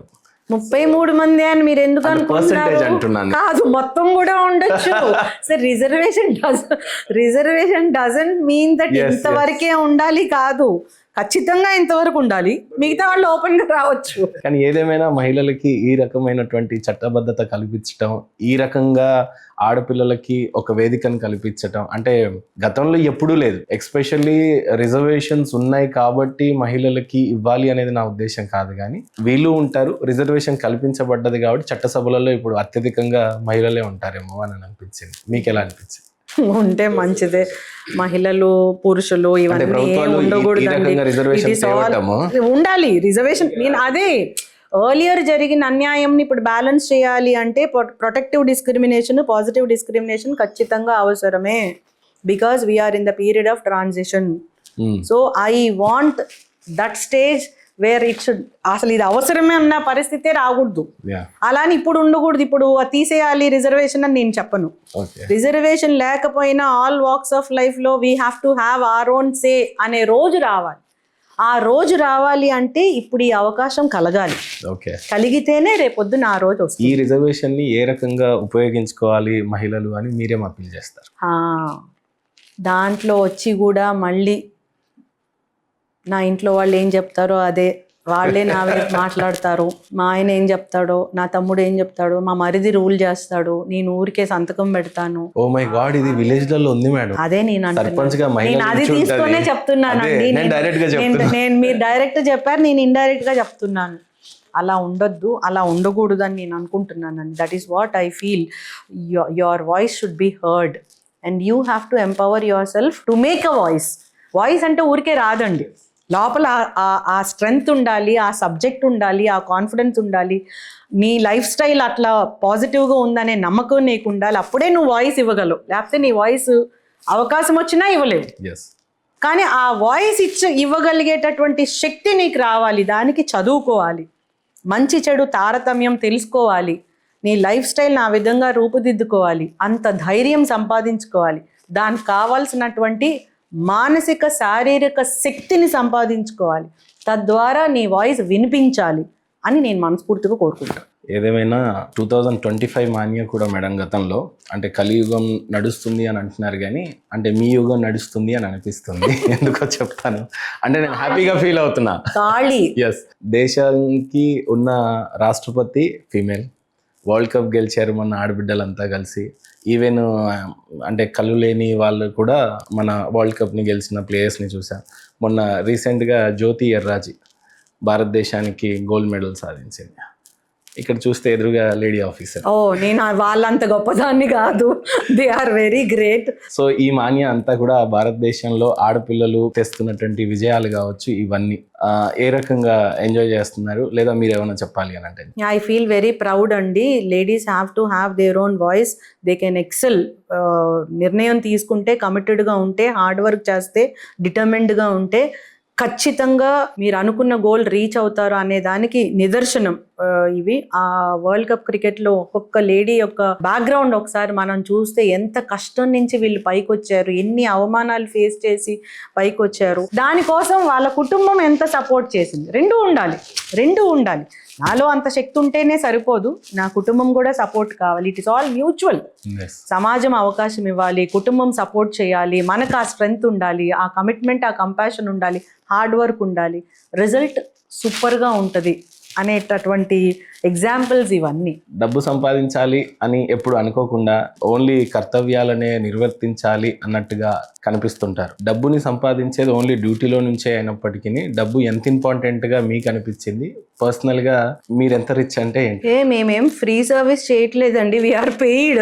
మా శాలరీస్ సరిపోతుందా అది? అంటే ఎవ్రీ మిడిల్ క్లాస్ ఫ్యామిలీకి ఉండే కష్టాలు ఉంటాయి. మా శాలరీస్ మాకు ఇస్తున్నారు, వీఆర్ పెయిడ్. మేము డ్యూటీని సర్వీస్ యాటిట్యూడ్తో చేస్తున్నాం తప్ప free of cost we are not serving.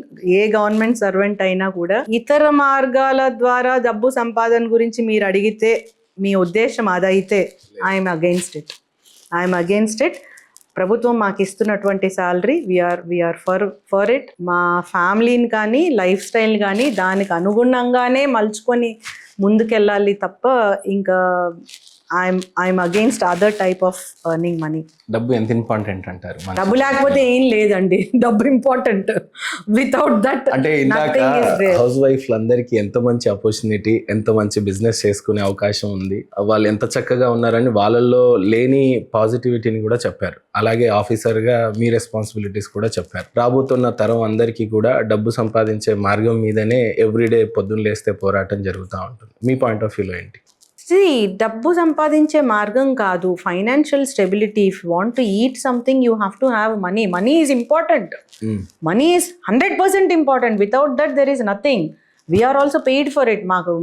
మా శాలరీ లేకపోతే మేము ఉద్యోగం చేయలేము. సో కానీ మనీయే ఎవ్రీథింగ్ అనుకోవడం కరెక్ట్ కాదు. దానికోసం చెడు మార్గాలు అన్వేషించడం కరెక్ట్ కాదు. బికాజ్ అవన్నీ టెంపరీ మనీ, అవి నిలబడవు కూడా. నీకు నమ్మకాన్ని ఇవ్వవు, నిలబడవు.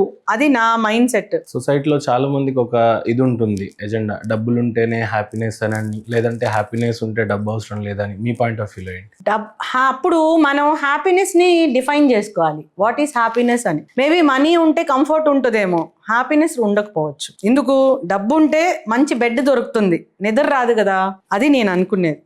మంచి బెడ్ ఉంటుంది, కాస్ట్లీ, మంచి సాఫ్ట్ స్మూత్ బెడ్ ఉంటుంది.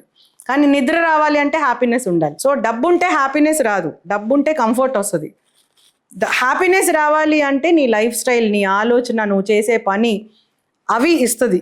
నువ్వు మెయింటైన్ చేసే రిలేషన్షిప్స్, నీ జీవితానికి అర్థం, ఆ అర్థం పాజిటివ్గా ఉంటే హ్యాపీనెస్ వస్తుంది. సో డబ్బు is equal to comfort maybe, but not happiness. అంటే బాధ్యతలు కూడా చాలా బాగా నిర్వర్తించారు. ఇందాక లూప్ లైన్ అన్న పోస్ట్కే ఒక అందమైన నిర్వచనం చెప్పారు అంటారు అట్లా బయట. అట్లాంటిది జీవితంలో ఒక ఆశయం అంటూ దాని గురించి పనిచేస్తూ ఉంటారు కదా నార్మల్గా. మీ జీవిత ఆశయం ఏంటి? దాన్ని పొందుకోగలిగారా? పొందాలా? ఏంటి అని అంటే ఏం చెప్తారు? నా జీవిత ఆశయం, నాకు భగవంతుడు ఇచ్చినటువంటి అన్ని అవకాశాలని పాజిటివ్గా సద్వినియోగం పరచుకోవాలి. ఎక్కడ దాన్ని నెగిటివ్గా యూజ్ చేయకూడదు. నా స్ట్రెంగ్త్ పక్కన వాడికి ఇంకా స్ట్రెంగ్త్గా తీసుకురావడానికి ట్రై చేయాలి. నా వల్ల అంటే నేను చేసే పనులు కానీ, నేను మాట్లాడే మాట కానీ నలుగురికి ఉపయోగపడేలాగా ఉండాలి. It should be useful to the society. It should be like నా కుటుంబానికి కానీ, నా సమాజానికి కానీ ఒక గుర్తింపుని తీసుకురావాలి మంచి వైపుగా. This is the ideologies which I have.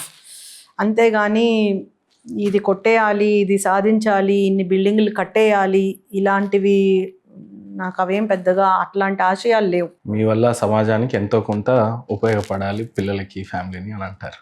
అంతే. Yes. Thank you so much madam. ఈ ఆశయం కోసం, అంటే అది చాలా మంచి ఆశయమే యాక్చువల్లీ, నా వల్ల సొసైటీకి ఎంత ఉపయోగపడుతుంది అని. ఇవి కాకుండా ఇంకేమన్నా ఉన్నా మనస్ఫూర్తిగా అవి సిద్ధింపజేయాలని మనస్ఫూర్తిగా కోరుకుంటూ thank you so much for your time. And యాక్సిడెంటల్గా జరిగిన ఇంటర్వ్యూ ఇది. అవును, మీరేం చెప్పకుండా జస్ట్ కెమెరాస్ పట్టుకొని వచ్చేసారు అంతే.